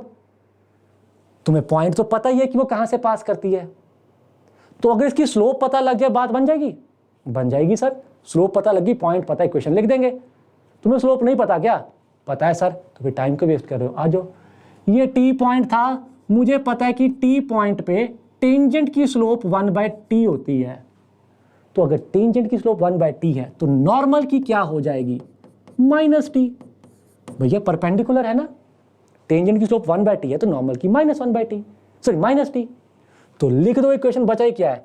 तो normal at p of t, p of t मतलब 80 स्क्वायर 280, क्या बन गया? y minus y1 equal to slope x minus x1। तो भैया साफ सूफ लिख लो, लिखना तो y plus t x is equal to 280 plus 80 cube. खत्म हो गई। सर ठीक है, समझ आ गया सर, पर सर ये तो आपने टी वाली फॉर्म डेवलप कर दी। अगर सवाल में स्लोप की जरूरत पड़ गई, भैया वो नॉर्मल बताओ जिसकी स्लोप ये है, तो हमें तो स्लोप फॉर्म चाहिए होगी। जो बच्चा शुरू से लगा रहा है वो नहीं बोल सकता कि इस पे कुछ भी, उसको पता है कि मैं ना यहाँ से m और t का रिश्ता निकाल लूँगा। m और t का रिश्ता पता लग गया तो मैं t से m में जा सकता हूँ, m से t में आ सकता हूँ। बेटा ज़रा बताओ m और t का रिश्ता क्या है? m क्या था? -t। चाहो तो यहाँ से निकाल लो, स्लोप कितनी है? -t, y equal to -tx। तो तुम्हें नहीं लगता कि अगर तुम्हें ये रिश्ता पता है तो तुम इस फॉर्मूले को m में लेके जा सकते हो? तुम्हें सिंपल t की जगह पे -m रखना पड़ेगा, t की वैल्यू डालनी पड़ेगी। m अगर -t है और तुम यहाँ से t को हटा के m लाना चाहते हो तो t की वैल्यू डालोगे, t की वैल्यू क्या बनी? -m। पुट कर दो, डरना नहीं है। जैसे ही पुट करोगे t को -m, ये क्या बनेगा? y minus mx minus 2am minus am cube. मैं क्या खुश हो रहे हो तो चैट में लिख देना, मैं पढ़ूंगा बाद में, मैं पढ़ूंगा, ठीक है। y minus mx equal to minus 2am minus am cube बन गई। यही तो होती है नॉर्मल की इक्वेशन हैविंग स्लोप m। नज़ारे देख रहे हो? अगर एक टेंजेंट तुम्हें पता है, नॉर्मल पता है, टेंजेंट बोल रहा हूँ, नॉर्मल पता है t वाली, वहाँ से m और t के रिश्ते को यूज़ करके तुम इसमें आ सकते हो, यहीं से वापस भी जा सकते हो। यह बात तो वही ना, m और t का रिश्ता पता है तो जिसमें इक्वेशन बनानी है बना लो। t में बैठे हो m में जाना है तो t की वैल्यू डाल दो m में, m में बैठे हो t में जाना है तो m की वैल्यू डाल दो t की टर्म्स में। नज़ारे सर ये तो y square equal to 4ax का बताया, अगर x square equal to 4ay का बताया पूछा होता तो यार तुम्हारी डिमांड ही खत्म नहीं होती बाई गॉड। अरे वो तो और भी हट गया, क्योंकि वो मैं यहां से लिख सकता हूं। जितने भी पैरामीट्रिक फॉर्मूले तुमको x square y square equal to 4ax के लिए पता है, वो सारे के सारे x स्क्वायर 4ay के लिए क्रिएट हो जाएंगे सिंपल x y को इंटरचेंज करके पैरामीट्रिक फॉर्म में, स्लोप वाली फॉर्म में नहीं, पैरामीट्रिक फॉर्म में। तो ये y की जगह x रख दो और x की जगह y रख दो, ty, ये बन गया normal at a parametric point for x square equal to 4ay। Sir ये तो फिर भी x स्क्वायर 4ay की t वाली फॉर्म आ गई, अगर मुझे m वाली फॉर्म चाहिए x स्क्वायर 4ay की, आपने कहा कि यहां से तो नहीं आ सकती, फिर अब मैं रो दूंगा, ऐसा मत करो। यहां पे देख लो आपका m और t का रिश्ता क्या बन रहा है, देखो जरा बेटा, m की वैल्यू बताओ यहां से, इधर गया -1/t। तो अगर तुम्हें m की वैल्यू पता है -1/t और मैं तुम्हें कह रहा हूं कि मुझे ये फॉर्मूला ना t की टर्म में नहीं m की टर्म में चाहिए, तो क्या तुम यहां से t को निकाल के रख नहीं सकते? रख ही सकते हो। t क्या आ जाएगा? -1/m, तो x -1/my equal to 2a minus 1/m plus a minus 1/m का क्यूब, तुम्हारी नॉर्मल आ गई। इस पार्ट को बाद में 5 मिनट लगाना, एक बार खुद करना, अपना बना लेना। ये भी मेरा है, अभी तो मैंने किया, तुमने नहीं किया। बहुत कैंट चीज़ है, मैक्सिमम को समझ आ गई होगी, कुछ को हल्के हल्के डाउट हो सकते हैं, 5 मिनट लगाने पड़ेंगे इस पे बाद में, पर अपना बना लेना भैया। तुम्हें ना एक अत्यंत खुशी का अनुभव होगा, अत्यंत खुशी का अनुभव, आनंद आ जाएगा। आधों को तो आनंद आ चुका है। ठीक, आई शाबाश, ग्रेट। लो जी, सारे बन जाते हैं यार, कुछ होता ही नहीं है, ये तो बता दिया तुमको, बचा है कुछ नहीं। ठीक है, इनके बेसिक से क्वेश्चन क्या बन जाएंगे, स्लोप देके नॉर्मल पूछ लेंगे तो ये फॉर्मूला लगा देंगे, एम देके कांस्टेंट पूछ लेंगे तो कांस्टेंट यहाँ से निकाल देंगे। चाहे तो देख भी लो यार, मैं झूठ थोड़ी बोल रहा हूँ, ये मैंने आपको करा दिया सारा, जो मैंने आपको कराया लिखा भी हुआ बाय द वे, ठीक, डरना नहीं है, लिखा हुआ नोट्स में। हेलो, स्लोप देके नॉर्मल पूछी है तो फॉर्मूला डायरेक्टली लगा दूंगा, ये तो कुछ है ही नहीं। पर कहता find point of contact also. अब ये मत बोलना कि सर अगर स्लोप पता है तो पॉइंट ऑफ कांटेक्ट नहीं बता पाएंगे, सोए भी बता दोगे। मुझे पता है नॉर्मल की स्लोप जो होती है वो -t के बराबर होती है। तो अगर m2 है, m अगर 2 है तो t क्या आ जाएगा, -2।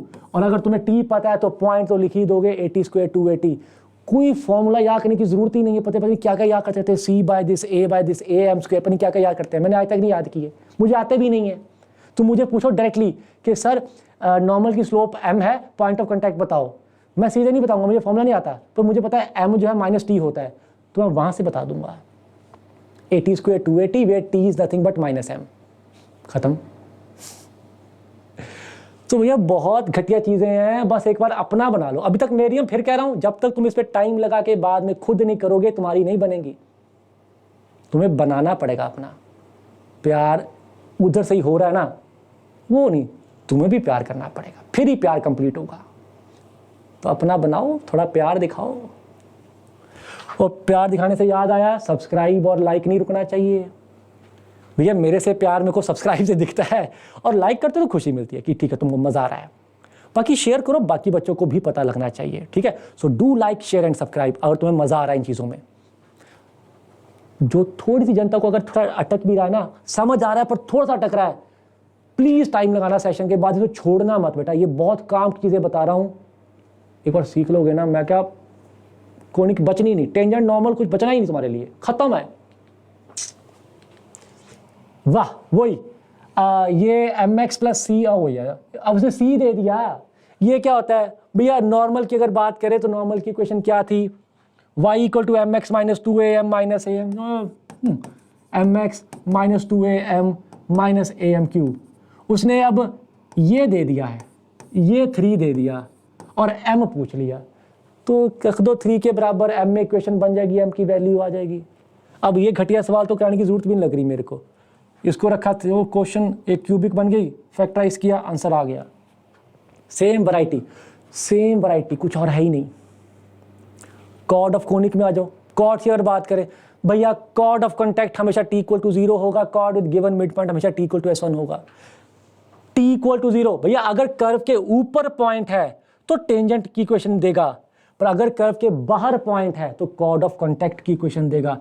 अगर किसी को हल्का सा डाउट है कॉर्ड ऑफ कांटेक्ट क्या होता है, मान लो यहाँ पे एक पॉइंट है x1, y1, तो ऑब्वियसली यहां से अगर मैं टेंजेंट्स बनाऊंगा तो 2 टेंजेंट बनेंगी।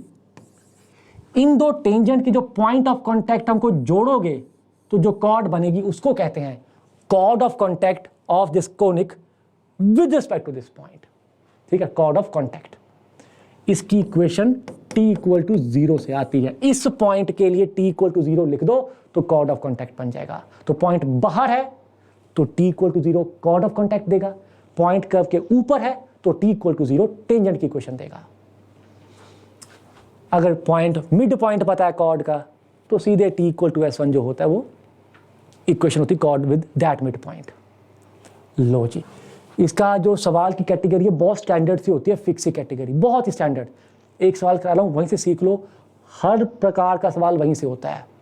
ये सवाल देखो, मैं रफ डायग्राम बना रहा हूँ फटाफट, मैंने कहा जोश बना के रखना है पूरा। लो जी, this line intersect this parabola. लो जी कर देते हैं, थोड़ा लाइन का कलर चेंज करते हैं, कट करा दिया। 3x + y = 6। Okay, at A and B, लो जी कह देते हैं, इसको ए कह दिया, इसको बी कह दिया। Find the point of intersection, अच्छा, of the tangents at A and B. लो जी अब ए और बी पे टेंजेंट बना देते हैं, इसका कलर चेंज कर दे। ए पे बनाई टेंजेंट, बी पे बनाई टेंजेंट, ये पॉइंट पूछ रहा है। तो एक लाइन दी थी, उसने कट किया ए और बी पे। ए और बी पे जो टेंजेंट बनाए उसका पॉइंट ऑफ इंटरसेक्शन पूछा गया है। अब ध्यान से सुनना मेरी बात, ये फिक्स कैटेगरी है, ऐसे ही चलेंगे सारे सवाल। तुम मानते हो कि ए और बी जो है, ए बी ये पी के रिस्पेक्ट में कॉर्ड ऑफ कॉन्टैक्ट है। पी के रिस्पेक्ट में कॉर्ड ऑफ कॉन्टैक्ट है। देखो पी से बने दो टेंजेंट, उनके पॉइंट ऑफ कॉन्टैक्ट जोड़ दिए। तो अगर मैं ए बी की बात करूं, इसकी एक इक्वेशन मेरे को पता है ये, और इसी ए बी को also A B is chord of contact with respect to P, तो मैं इसको t = 0 से भी लिख सकता हूं, राइट। इस पॉइंट के लिए t = 0 लिखो तो कॉर्ड ऑफ कॉन्टैक्ट की इक्वेशन आएगी। लिख देते हैं, ये रहा मेरा कर्व, तो t क्या बन गया, y² की जगह पे y1 और x की जगह पे x + x1/2, तो 2 कट गया। ये थोड़ा साफ करके लिख लूँ, क्या बन जाएगा, एक साइड पे ले आते हैं, ये बन गया 2x - y1 + 2x1, सब कुछ एक साइड पे ले आया और कुछ नहीं। चलो = 0, इधर भी सब कुछ एक साइड पे लिख लेते हैं, -6 = 0। ये इक्वेशन और ये इक्वेशन तुम्हें नहीं लगता एक ही लाइन की है? तो ये दोनों आइडेंटिकल होने चाहिए। जैसे ही आइडेंटिकल करोगे तुम सबको पता है x1 y1 आ जाएगा। 2/3 should be equal to -y1/1 should be equal to 2x1/-6। x1 आ गया, y1 आ गया। अप्रोच क्या समझो, जब भी ऐसा डायग्राम बनेगा समझ लेना एक लाइन है, उसकी इक्वेशन पता भी है और उसकी इक्वेशन मैं p से लिख भी सकता हूं क्योंकि उसकी कॉर्ड ऑफ कॉन्टैक्ट है। लिख दो, आइडेंटिकल कर दो, क्योंकि लाइन तो एक ही है बेचारी, उसी को दो तरीके से लिख रहे हो। जितने सवाल है यहीं से होंगे, ये अप्रोच अच्छे से पकड़ लेनी है। तो पता थी, एक लिख ली, आइडेंटिकल किया, आइडेंटिकल करते यहाँ से y1 और यहाँ से x1, कुछ बचा ही नहीं। ठीक है जी, तो ये रहते कॉर्ड के सवाल। ये अप्रोच ही लगेगी बार बार, डिफरेंट शक्ल में, बट सेम अप्रोच। एक लाइन को दो तरीकों से लिखो, आइडेंटिकल करो, सवाल खत्म। ये थोड़ा सा मैंने कॉर्ड विद मिड पॉइंट का डायरेक्ट सवाल दे दिया है। कहता है locus of mid point of the chords, ये वाली, दैट पास थ्रू फोकस। वो यार बेसिकली फोकल कॉर्ड्स के मिड पॉइंट का लोकस पूछ रहा है। फोकल कॉर्ड के मिड पॉइंट का लोकस पूछ रहा है। तो मिड पॉइंट को एच के कहेंगे, उसका लोकस पूछा ना एच के। तो तुम्हें लगता कि अगर मिड पॉइंट एच के है तो कॉर्ड की इक्वेशन तो t = s1 से आ जाएगी। अब इसमें कंडीशन क्या है कि ये फोकल कॉर्ड है, तो a,0 से पास करवा दो भाई, पास करवाते ही आंसर आ जाएगा, खत्म हो गया। तो t = s1 से लिखी फोकल कॉर्ड की इक्वेशन, वो ये रही। इसको पास करवाया फोकस है, क्योंकि फोकल कॉर्ड है, एक ही कंडीशन थी उस पर। जैसे ही पास करवाया अपने आप आंसर आ गया। तो मिड पॉइंट का कुछ ऐसा आ जाता है, खत्म। आई शाबाश। t = s1 लिखना आता है ना, t आपको आता है, s1 आपको आता है, डरना नहीं है। ये रहा s, इसका t लिखा तो ये बना y1 4ax + x1/2। और s1 क्या होता है, सिंपल इस पॉइंट को पुट कर देते हैं, x की जगह पे h, y की जगह पे k, बस ये बन जाता है। डरना नहीं है, बात तो एक ही साइड पे लेके आए हैं बस। तो ये आपका था पैराबोला। एलिप्स हाइपरबोला में थोड़ा कंस्ट्रक्शन बेस ज़्यादा ध्यान रखना पड़ता है। अब थोड़ा माइंड अलग करो, भूल जाओ रिजल्ट, भूल जाओ सब कुछ अप्रोचेस, अब आ जाओ इस पे प्योर कंस्ट्रक्शन। सीधी सी बात बताऊंगा, तुम कहोगे शिट इतना आसान होता है। अगर किसी को कंफ्यूजन है इसमें, और इन्हीं कंसेप्ट से सारे कंपटीशन के सवाल हो जाते हैं। अगर एलिप्स की बात करूं, सबको पता है कैसा दिखता है, पर मैं ये बता रहा हूं कि इसको दिमाग में रखना कैसे, किस तरह से दिमाग में रखना है। ये दिमाग में सुनो, हॉरिजॉन्टल एलिप्स है, याद ऐसे रखना है, सेंटर से ए ई यूनिट आगे पहला फोकस होता है, ए ई यूनिट पीछे दूसरा फोकस होता है। मैं कोऑर्डिनेट्स की बात ही नहीं कर रहा, बस इतना बता रहा हूं कितना आगे कितना पीछे। सेंटर से ए यूनिट आगे पहला वर्टेक्स होता है और ए यूनिट पीछे दूसरा वर्टेक्स होता है। सॉरी,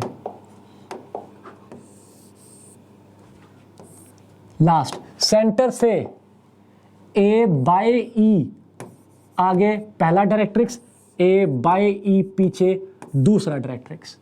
खत्म हो गया। यही होता है एलिप्स सारा। लो, तुम चाहो तो गोला भी बना देता हूं यहां पे। यही तो होता है एलिप्स। खत्म, कुछ नहीं है इसके अलावा। अगर तुमने ऐसे याद कर लिया, तुम किसी सवाल में नहीं फंस सकते। जब हाइपरबोला पढ़ाऊंगा अभी, तुम्हें और भी नज़ारे आने वाले हैं। एग्जैक्टली बता रहा हूं, मतलब एक्सट्रीम नज़ारे आने वाले। अभी बस 5 मिनट बाद आएगा हाइपरबोला। लो, देख लो अपनी शक्ल, यहाँ पे ऐसे दिखता है और कैसा दिखता है। जो वर्टिकल होगा, जब बी बड़ा हो जाएगा तो यही चीजें बी में हो जाएंगी। अच्छा, सबको ई तो आता है ना, उसमें तो दिक्कत नहीं किसी को। ई क्या होता है? 1 माइनस छोटे वाले का स्क्वायर अपॉन बड़े वाले का स्क्वायर। 1 माइनस छोटे वाले का स्क्वायर अपॉन बड़े वाले का स्क्वायर। ई में डाउट नहीं होना चाहिए। जो वर्टिकल होगा, जब बी बड़ा हो जाएगा, सेम चीज यहां पे हो जाएगी, सेम टू सेम। तुमने कैसे क्या करना है? यहां से बी ई यूनिट ऊपर पहला फोकस, बी ई नीचे दूसरा फोकस, बी ऊपर पहला वर्टेक्स, बी नीचे दूसरा वर्टेक्स, बी बाय ई ऊपर पहला डायरेक्ट्रिक्स, बी बाय ई नीचे दूसरा डायरेक्ट्रिक्स।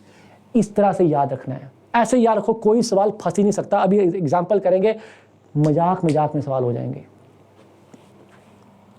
देखो, ये सवाल आया, ये तो ड्रॉ वाला था, ये तो मैं कहता हूं तुम कर ही दोगे फटाफट। इतना बता देता हूं, जब भी कोई ड्रॉ करने का सवाल है ना, 3 चीजें पहले लिख लो फटाफट, बस। ए लिख लो, बी लिख लो और ई लिख लो। 1 माइनस छोटे का स्क्वायर बाय बड़े का स्क्वायर, √5/3। उसके बाद तो तुमको पता ही है, बी बाय ए ई आगे और ए ई पीछे फोकस बना देने हैं, ए आगे और ए पीछे वर्टेक्स बना देने हैं, और ए बाय ई आगे और ए बाय ई पीछे डायरेक्ट्रिक्स बना देने हैं। मैं क्या बोलो, चकदे फटे नहीं आ रहे तुमको कि गोला मारना है, गोला भी बना लो यार। लो, खुश हो लो, गोला बना के ये लो। कुछ नहीं करना यार, ये चीज ही ऐसी है। कोऑर्डिनेट्स मत याद करो, इतना याद करो कितना आगे जाना है कितना पीछे जाना है।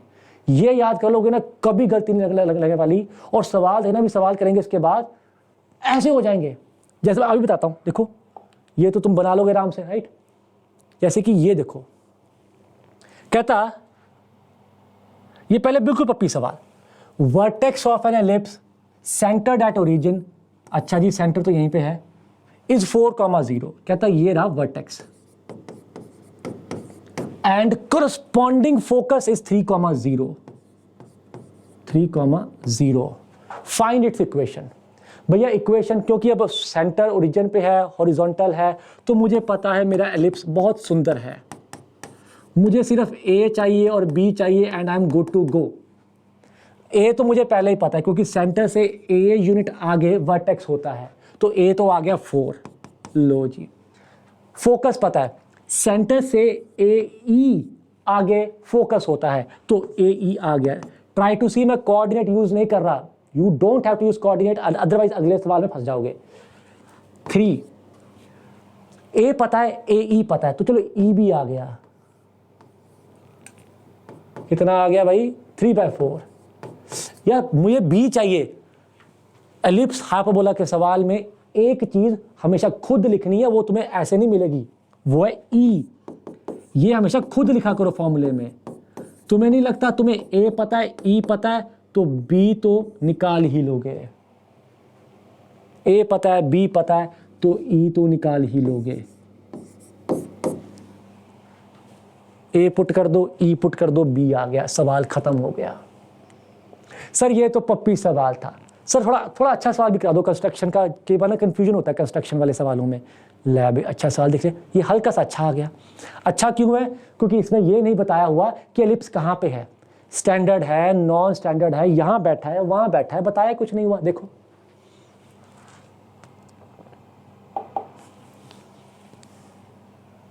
तुमने देखा होगा ऐसे सवालों को अक्सर बुक्स में ना स्टैंडर्ड मान लेते हैं, x square by a square plus y square by b square to 1 horizontal मान के कर देते हैं। ऐसा क्यों कर देते किसी को पता ही नहीं है। दो तरीकों से समझ सकते हो इस चीज को। पहला तरीका सुनो, पहला तरीका ये है, यार इसेंट्रिसिटी पूछा है, लेंथ ऑफ माइनर एक्सिस पता है, सॉरी माइनर एक्सिस की लेंथ फोकल लेंथ के बराबर है। अच्छा एक चीज देखो यहाँ पे, मान लो यहाँ पे एक सुंदर सा एलिप्स है और आपको पता है कि फोकल लेंथ जो है, आई एम टेकिंग एग्जांपल, ये फोकल लेंथ मान लो 10 यूनिट्स है फोकल लेंथ, यानी कि एस डैश का लेंथ। अच्छा मैंने ना इस एलिप्स को उठा के कहीं और फेंक दिया, मान लो यहां फेंक दिया, सारी इक्वेशन चेंज हो गई अब क्योंकि किसी और जगह चला गया। बट क्या ये लेंथ चेंज हुई? क्या ये लेंथ चेंज हुई? एस डैश तो चेंज हो गए, पॉइंट कुछ और बन गए, इक्वेशन कुछ और बन गई, पर क्या ये लेंथ चेंज हुई? नहीं, लेंथ तो अभी भी 10 है ना। तो जब सवाल लेंथ के बारे में हो, इक्वेशन के बारे में ना हो, कोऑर्डिनेट के बारे में ना हो, तो ये मैटर ही नहीं करता कि एलिप्स कहां बैठा हुआ है, यहां पे है क्या यहां पे है। तो अगर मैटर नहीं करता तो फिर मैं अच्छा केस रखूंगा ना, बुरा केस लेके क्यों चलूंगा। इसीलिए इस सवाल में क्योंकि बात लेंथ की चल रही है, मैं मान लूंगा कि मेरा एलिप्स अच्छा है, प्यारा है, राज दुलारा है। लो जी, अच्छा राज दुलारा। अब जो बताया है लिख दो, क्या बताया हुआ है। कहता फोकल लेंथ, मुझे पता है कि फोकल लेंथ 2AE होती है, फोकस के बीच की length SS dash, minor axis के बराबर है, वो 2B होता है, कट तो B की वैल्यू AE आ गई। पूछा क्या हमसे? E पूछा है। तो E का फॉर्मूला मैंने बताया था हमेशा खुद लिखना है, वो तुम्हें कोई नहीं बताएगा कि लिखो, वो तुम्हें खुद लिखना है, 1 minus b square by a square. जैसे ही B की वैल्यू डालोगे ये बन जाएगा 1 minus a square E square by a square, cut देख रहे हो, E इक्वल टू, ये भी E में आ गया, तो E की वैल्यू आ जाएगी। Just square both sides and get your answer. ये पहली अप्रोच थी कि लेंथ से अगर बात चल रही है तो जहां मर्जी पढ़ाओ, फर्क नहीं पड़ता, तो क्यों ना अच्छी जगह रख लें। दूसरी बात, मान लो तुमको ये नहीं चमकता, सर बयान नहीं, सर ऐसे ऐसे कैसे उठा के रख देंगे, तो जो मैंने सिखाया वो सीखो।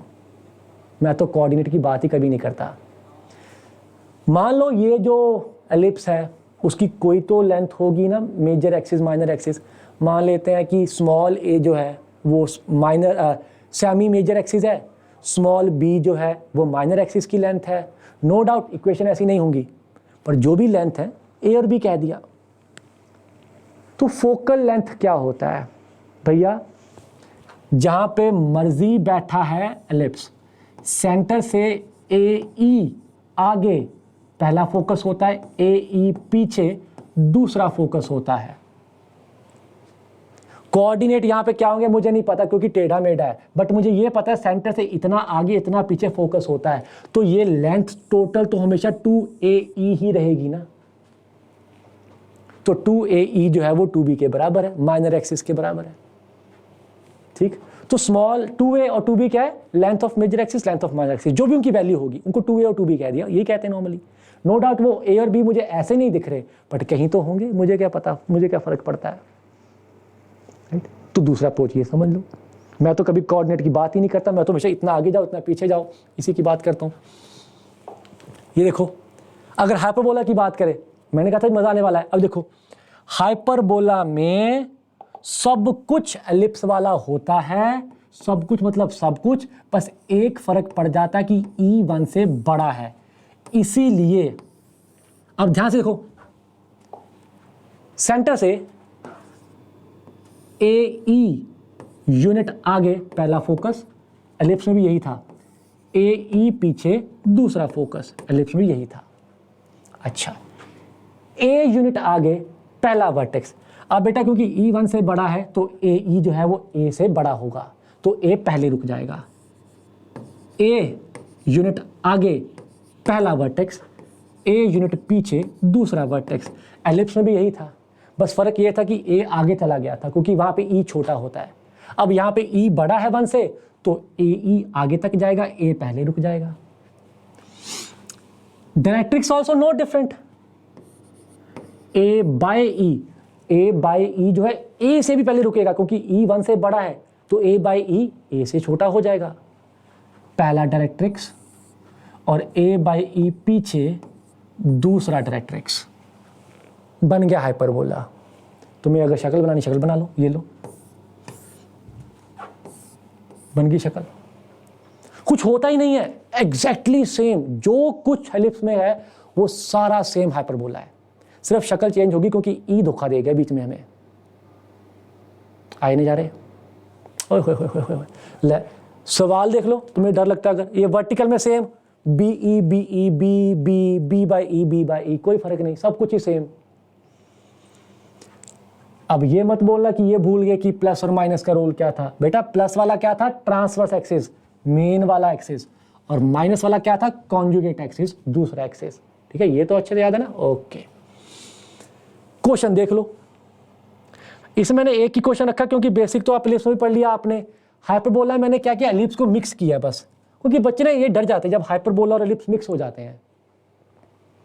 ये शायद तुमने पढ़ा भी होगा सवाल, और तुम्हें इसने तंग भी किया होगा जब तुमने पहले बार पढ़ा होगा इसको। निहायत घटिया सवाल। Find equation of hyperbola having e equal to 2। चलो अच्छी बात है, ई हमको दे दिया। That is confocal with this ellipse. Confocal मतलब जो इसके फोकाई हैं वही मेरे हाइपरबोला के फोकाई हैं। तो एक काम करो ना, पहले इसके फोकाई निकाल ही लो। इसका ए कितना है 2, बी कितना है √3, ई कितना है √1 माइनस छोटे का स्क्वायर बाय बड़े का स्क्वायर, दैट इज 1/2। तो आ गया फोकाई। इस एलिप्स के फोकाई निकाल लो ना भाई, वही तो मेरे हाइपरबोला के फोकाई हैं। तो ये क्या आ जाएगा, ए ई आगे ए ई पीछे, तो एक आ जाएगा ए ई आगे 1,0 और एक आ जाएगा ए ई पीछे -1,0। ये फोकाई है। जब तुमने एलिप्स के फोकाई निकाल लिए, अब इसका कोई काम नहीं बचा, कोई काम बचा ही नहीं, क्योंकि तुम्हें बस यूज करना है कि तुम्हारे हाइपरबोला के फोकाई भी सेम हैं। हाइपरबोला के भी यही फोकाई हैं। तुम्हें डायग्राम चाहिए ना, पूरा भी बना देता हूं, पर मुझे तो जरूरत भी नहीं लग रही, पर तुम कहो तो बना देता हूं। चलो, ऐसा कुछ दिख रहा होगा, भाड़ में गया, मुझे कोई फर्क नहीं पड़ रहा वैसे तो। लो जी, तुम भी देखोगे, तुम्हें एक्चुअल चाहिए नहीं, ग्राफ की जरूरत है। यहाँ पे ऐसा दिख रहा होगा कुछ। मुझे क्या पूछा था, मुझे तो हाइपरबोला की इक्वेशन पूछी है, मुझे तो हाइपरबोला का ए चाहिए, हाइपरबोला का बी चाहिए। तो तुम्हें नहीं लगता ई तुम्हें पहले से पता था? सेंटर से पहला फोकस कितना आगे होता है, ए इंटू ई, दूसरा फोकस कितना पीछे होता है, ए इंटू ई। तो ये टोटल लेंथ तुम्हें 2 पता है, ये टोटल 2a ही है ना। मैं कोऑर्डिनेट यूज नहीं करता, तुमने कहना यूज कर लो, तुम कह दो ए ई जो है 1 के बराबर है, मैं तो यूज ही नहीं करता, मैं तो लेंथ यूज करता हूं, क्योंकि लेंथ मुझे आजादी देता है कि जैसा मर्जी हाइपरबोला हो ये तो हमेशा लगेगा। तो मैं कभी कोऑर्डिनेट में जाता ही नहीं, मैं हमेशा लेंथ यूज करता हूं। तो 2a इज 2, तो a की वैल्यू आ गई 1। यहां से मेरे पास a आ गया, e को पुट करो तो a आ गया ½ लो जी, e पता था, a आ गया, बचा b। कौन सी चीज ऐसी जो तुम्हें खुद लिखनी होती है? एग्जैक्टली ई सर खुद लिखना होता है, तो लिख लो ना भाई, मेरे पे क्यों चला रहे हो। 1 प्लस नेगेटिव वाले का स्क्वायर अपॉन पॉजिटिव वाले का स्क्वायर। हॉरिजॉन्टल है तो बी वाला नेगेटिव होगा, ए वाला पॉजिटिव होगा। तो यार ई पता है, ए पता है, तो बी तो निकाल ही लोगे। ए और बी आ गए, सवाल खत्म हो गया। x² by a² -y² bye b² equal to 1। मैं कहा चक दे फटे। कितना घटिया सवाल था, right? And I am pretty sure इसने बहुत कंफ्यूज किया होगा पहले तुम्हें। कुछ भी नहीं है, एलिप्स हाइपरबोला एक्चुअली कुछ नहीं है, और मेंस में ऐसे सवाल ही पूछते हैं, इससे तो कुछ नहीं पूछते। इक्की दुक्की बार उन्होंने टेंजेंट नॉर्मल पूछा है, no doubt, I will not say कभी नहीं पूछा, बट ज़्यादा टेंजेंट नॉर्मल वो पैराबोला के लिए रखते हैं। एलिप्स हाइपरबोला में ऐसे सवाल ज़्यादा पूछते हैं। टाइप ऑफ हाइपरबोला होती है एक दो, वो पता होनी चाहिए। पहला है कॉन्जुगेट हाइपरबोला बेटा। अगर ये एक हाइपरबोला है, ठीक है, let it be one hyperbola, इसका ट्रांसवर्स एक्सिस क्या है, एक्स एक्सिस, और उसकी लेंथ 2a है। कॉन्जुगेट एक्सिस क्या है, माइनस वाला वाई एक्सिस, उसकी लेंथ 2b है। मैंने कहा एक दूसरा हाइपरबोला लिखो मेरे लिए जिसके लिए ये ट्रांसवर्स और कॉन्जुगेट ना उल्टे हो जाएं।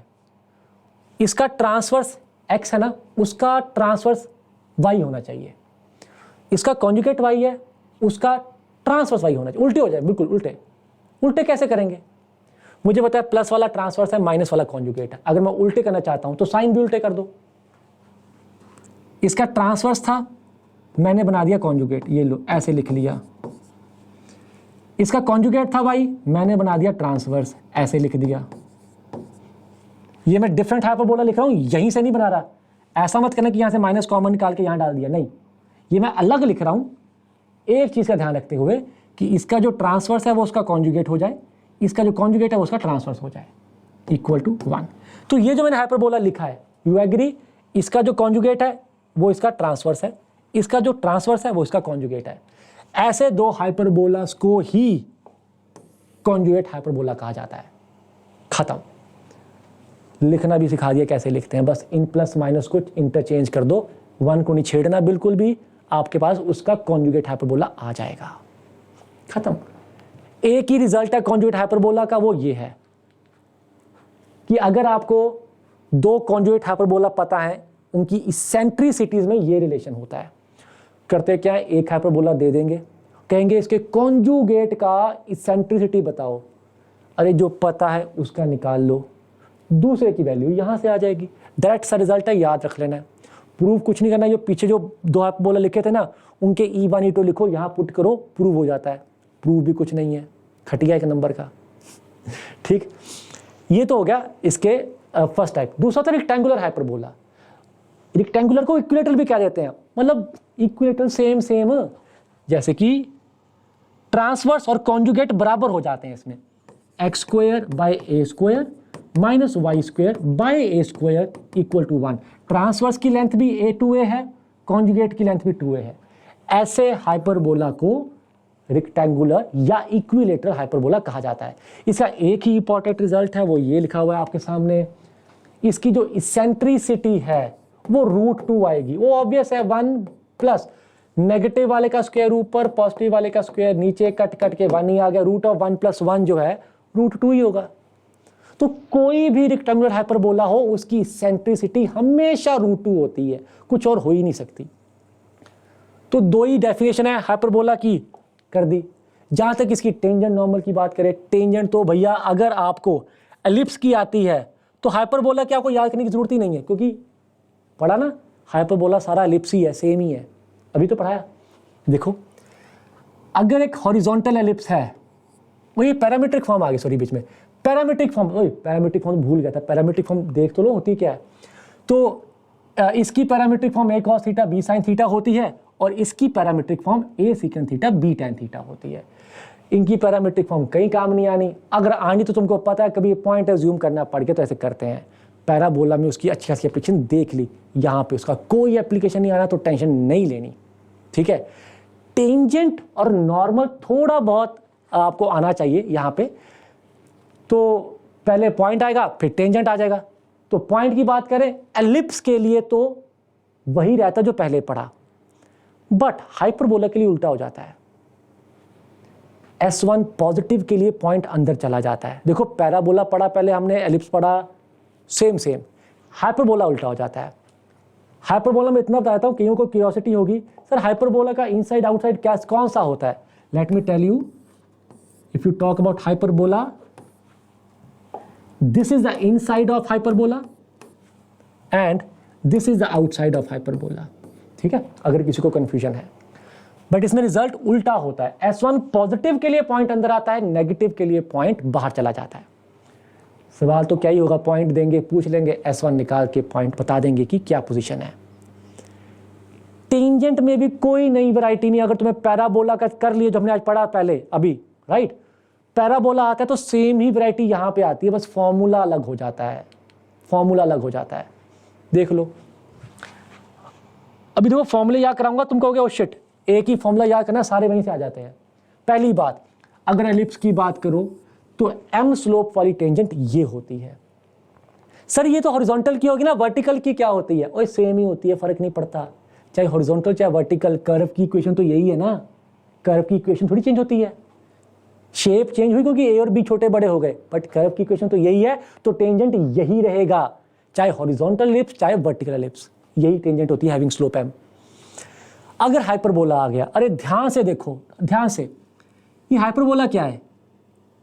X square by a square plus y square upon minus b square, ऐसे लिख सकता हूं, इस माइनस को नीचे ले गए तो ये एलिप्स जैसा ही तो बन गया, तो सेम ही तो फॉर्मूला आएगा, बस बी स्क्वायर की जगह पे माइनस बी स्क्वायर रख दो, देख लो, बाकी सब सेम।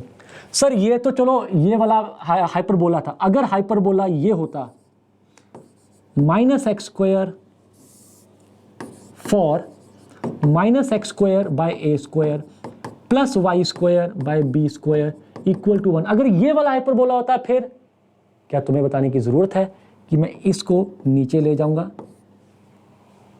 तो ये बिल्कुल ऐसा ही बन गया, तो इसका आंसर भी वैसा ही आएगा, बस ए स्क्वायर की जगह पे माइनस ए स्क्वायर आ जाएगा, तो इसकी टेंजेंट बन जाएगी y equal to m x plus minus a square की जगह पे minus a square m square plus b square. मैं क्या आगे नहीं जा रहे?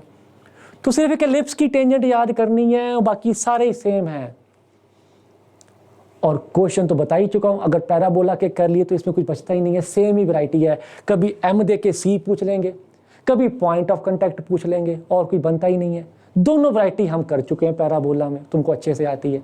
एक आध सवाल देखना देख लो, पर जरूरत नहीं है क्योंकि सारी वैरायटी, मैं फिर से कह रहा हूं, पैराबोला का टेंजेंट अच्छे से सीख लो, एलिप्स हाइपरबोला में कोई और वैरायटी बनती ही नहीं है, सिर्फ फॉर्मूला बदलता है, वैरायटी बिल्कुल सेम रहती है। लो देख लो, कहता ये पता टेंजेंट है इसकी तो के बताओ, लो जी उसने आपको स्लोप दे दी है और ये कांस्टेंट टर्म पूछी है, तो जब मुझे पता है कि स्लोप वाली नॉर्म टेंजेंट ऐसी होती है तो मुझे पता ही है ना कि ये कांस्टेंट टर्म इसके बराबर ही तो होगा, तो ये कांस्टेंट टर्म क्या बन जाएगा? प्लस माइनस भैया ए स्क्वायर एम स्क्वायर, ए स्क्वायर है 9, एम स्क्वायर क्या बन गया 1 प्लस बी स्क्वायर क्या 4, लो जी के आ गया तुम्हारे पास। कौन सा कुछ उखाड़ लेंगे, यहां पे कुछ है ही नहीं। तो मैं फिर से कह रहा हूं, टेंजेंट ऑफ पैराबोला की पी जाओ, लिख के कह रहा हूं, एलिप्स हाइपरबोला का कोई टेंजेंट का सवाल फंस ही नहीं सकता क्योंकि कोई वैरायटी ही नहीं है, और सिर्फ फॉर्मूला चेंज हुआ, कंसेप्ट एग्जैक्टली सेम है। मानो ना मानो नजारे तुमको आ रहे हैं अंदर ही अंदर कि यार आसान था, इतनी देर से पता नहीं क्यों नहीं किया। राइट, बहुत ही घटिया है, बहुत घटिया, इजी है बेटा, बहुत इजी है। ये पॉइंट ऑफ कांटेक्ट तुम्हें बताने की जरूरत पड़ेगी, अब सेम सवाल किया यार, ले कोई एलिप्स दिया हुआ है, चाहे शेप नहीं, आप भाड़ में मान लो शेप नहीं पता मेरे को, मैं शेप बनाता ही नहीं, ये लो ऐसे ही बना दो कुछ। एक टेंजेंट दिया हुआ है इसका x plus 2y minus 4 equal to 0, कहता पॉइंट ऑफ कांटेक्ट बताओ। नो डाउट यहां पे मैं पैरामीट्रिक वाला कंसेप्ट इतना नहीं लगाऊंगा जो मैं पैराबोला में लगाता था, वहां तो भैया नजारे नहीं आ रहे थे, पर पैराबोला में मैंने आपको दो अप्रोच दी थी, एक मैंने पैरामीट्रिक से किया था जो बिल्कुल 2 लाइनों में हुआ था, एक थोड़ा जनरल अप्रोच दिया था, इसको मान लो x1 y1। अब इसी टेंजेंट को मैं t इक्वल टू 0 से भी तो लिख सकता हूं, टेंजेंट एट x1 y1 लिख दो, एक्स स्क्वायर की जगह पे आ जाएगा x1, वाई स्क्वायर की जगह पे आ जाएगा y1, 1 को कुछ करना नहीं, वो ऐसे ही रहेगा। और अब क्या भैया, एक ही लाइन थी, उसको ऐसे भी लिख दिया, उसको ऐसे भी लिखा हुआ है, तो भैया ये दोनों सेम ही तो होने चाहिए। मैं कहा मानो ना मानो, दोनों लड्डू तो फूट रहे हैं तुम्हारे, जो शुरू से बैठे हैं पक्के मन में लड्डू फूट रहे होंगे अब तक कि कुछ था ही नहीं चैप्टर। हाँ, जो लेट आए उनको हल्का सा कंफ्यूजन होगा, बेटा बिगनिंग का पार्ट देखो, ये सब कुछ कर चुके हैं हम, तभी मैं ऐसे पानी की तरह बह रहा हूँ अब। यस, नज़ारे आ गए ना पूरे। तो भैया एक लाइन है, आइडेंटिकल मारो, काम खत्म।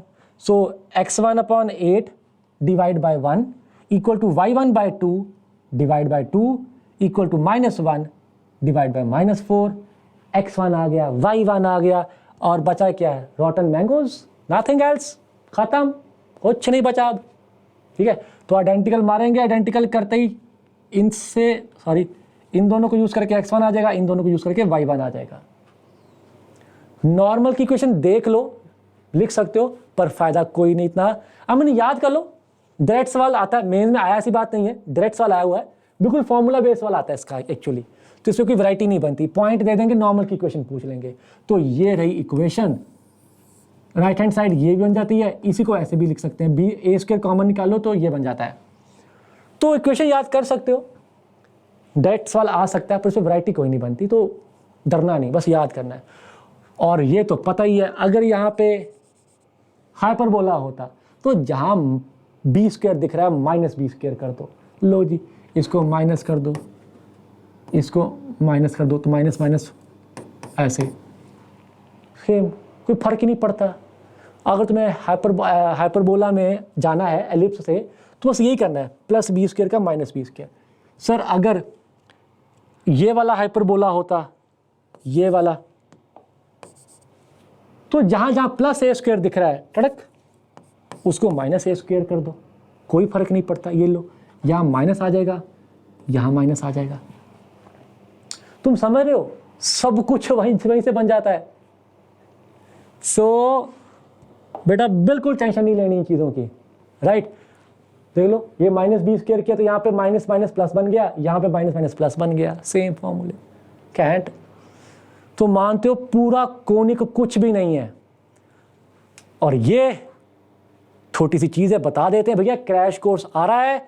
जो 12th के बच्चे हैं, ड्रॉपर को तो सजेस्ट नहीं करता, ड्रॉपर के लिए आई ऑलवेज प्रेफर कि वो ओरिएंटेड प्रॉपर एक कोर्स लगाए। हाँ, अगर वो तैयार हो चुका है तो वो क्रैश कोर्स लगा सकता है एक फास्ट रिवीजन के लिए, बट अगर वो तैयारी कर रहा है तो do not go for it, go for some proper dropper course. पर 12th का बच्चा जो एंड पे है, हो गया है, अब वही रिवीजन करनी है भैया। टोटल 90 सेशंस में best teachers across a country आपको पढ़ाएंगे पूरा PCM, 11th 12th both, 30 session PCM के लिए। सुबह से रात तक आप डाउट पूछ सकते हो डाउट ऐप पे, सुबह से रात तक जब मर्जी पूछो, नज़ारे से।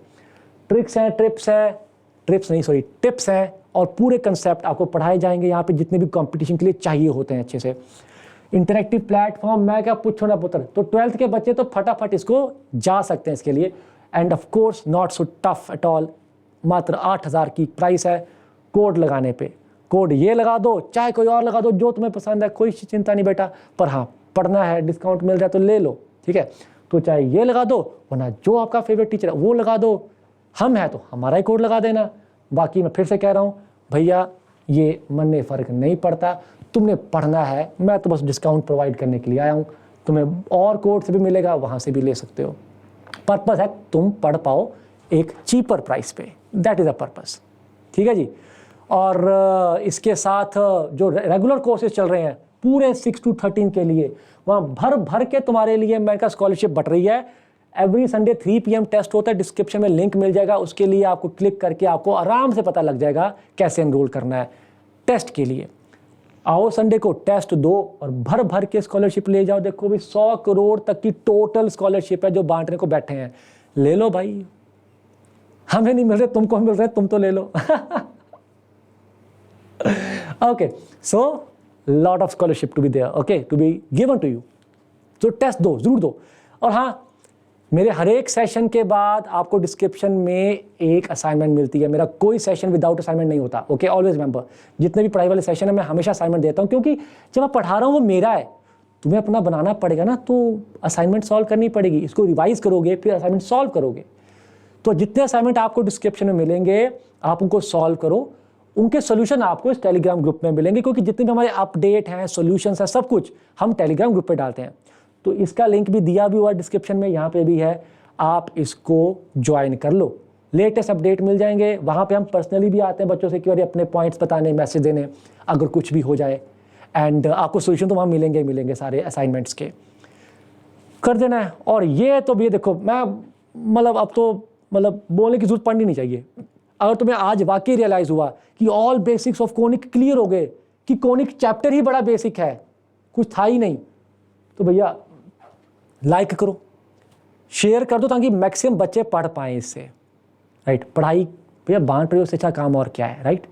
इसी के लिए तो हम इस प्रोफेशन में आए हैं भैया। इतना अच्छा काम है पढ़ा के, तुम किसी को पढ़ा रहे हो, किसी की ग्रोथ में हेल्प कर रहे हो, इससे अच्छा काम तुम नहीं कर सकते।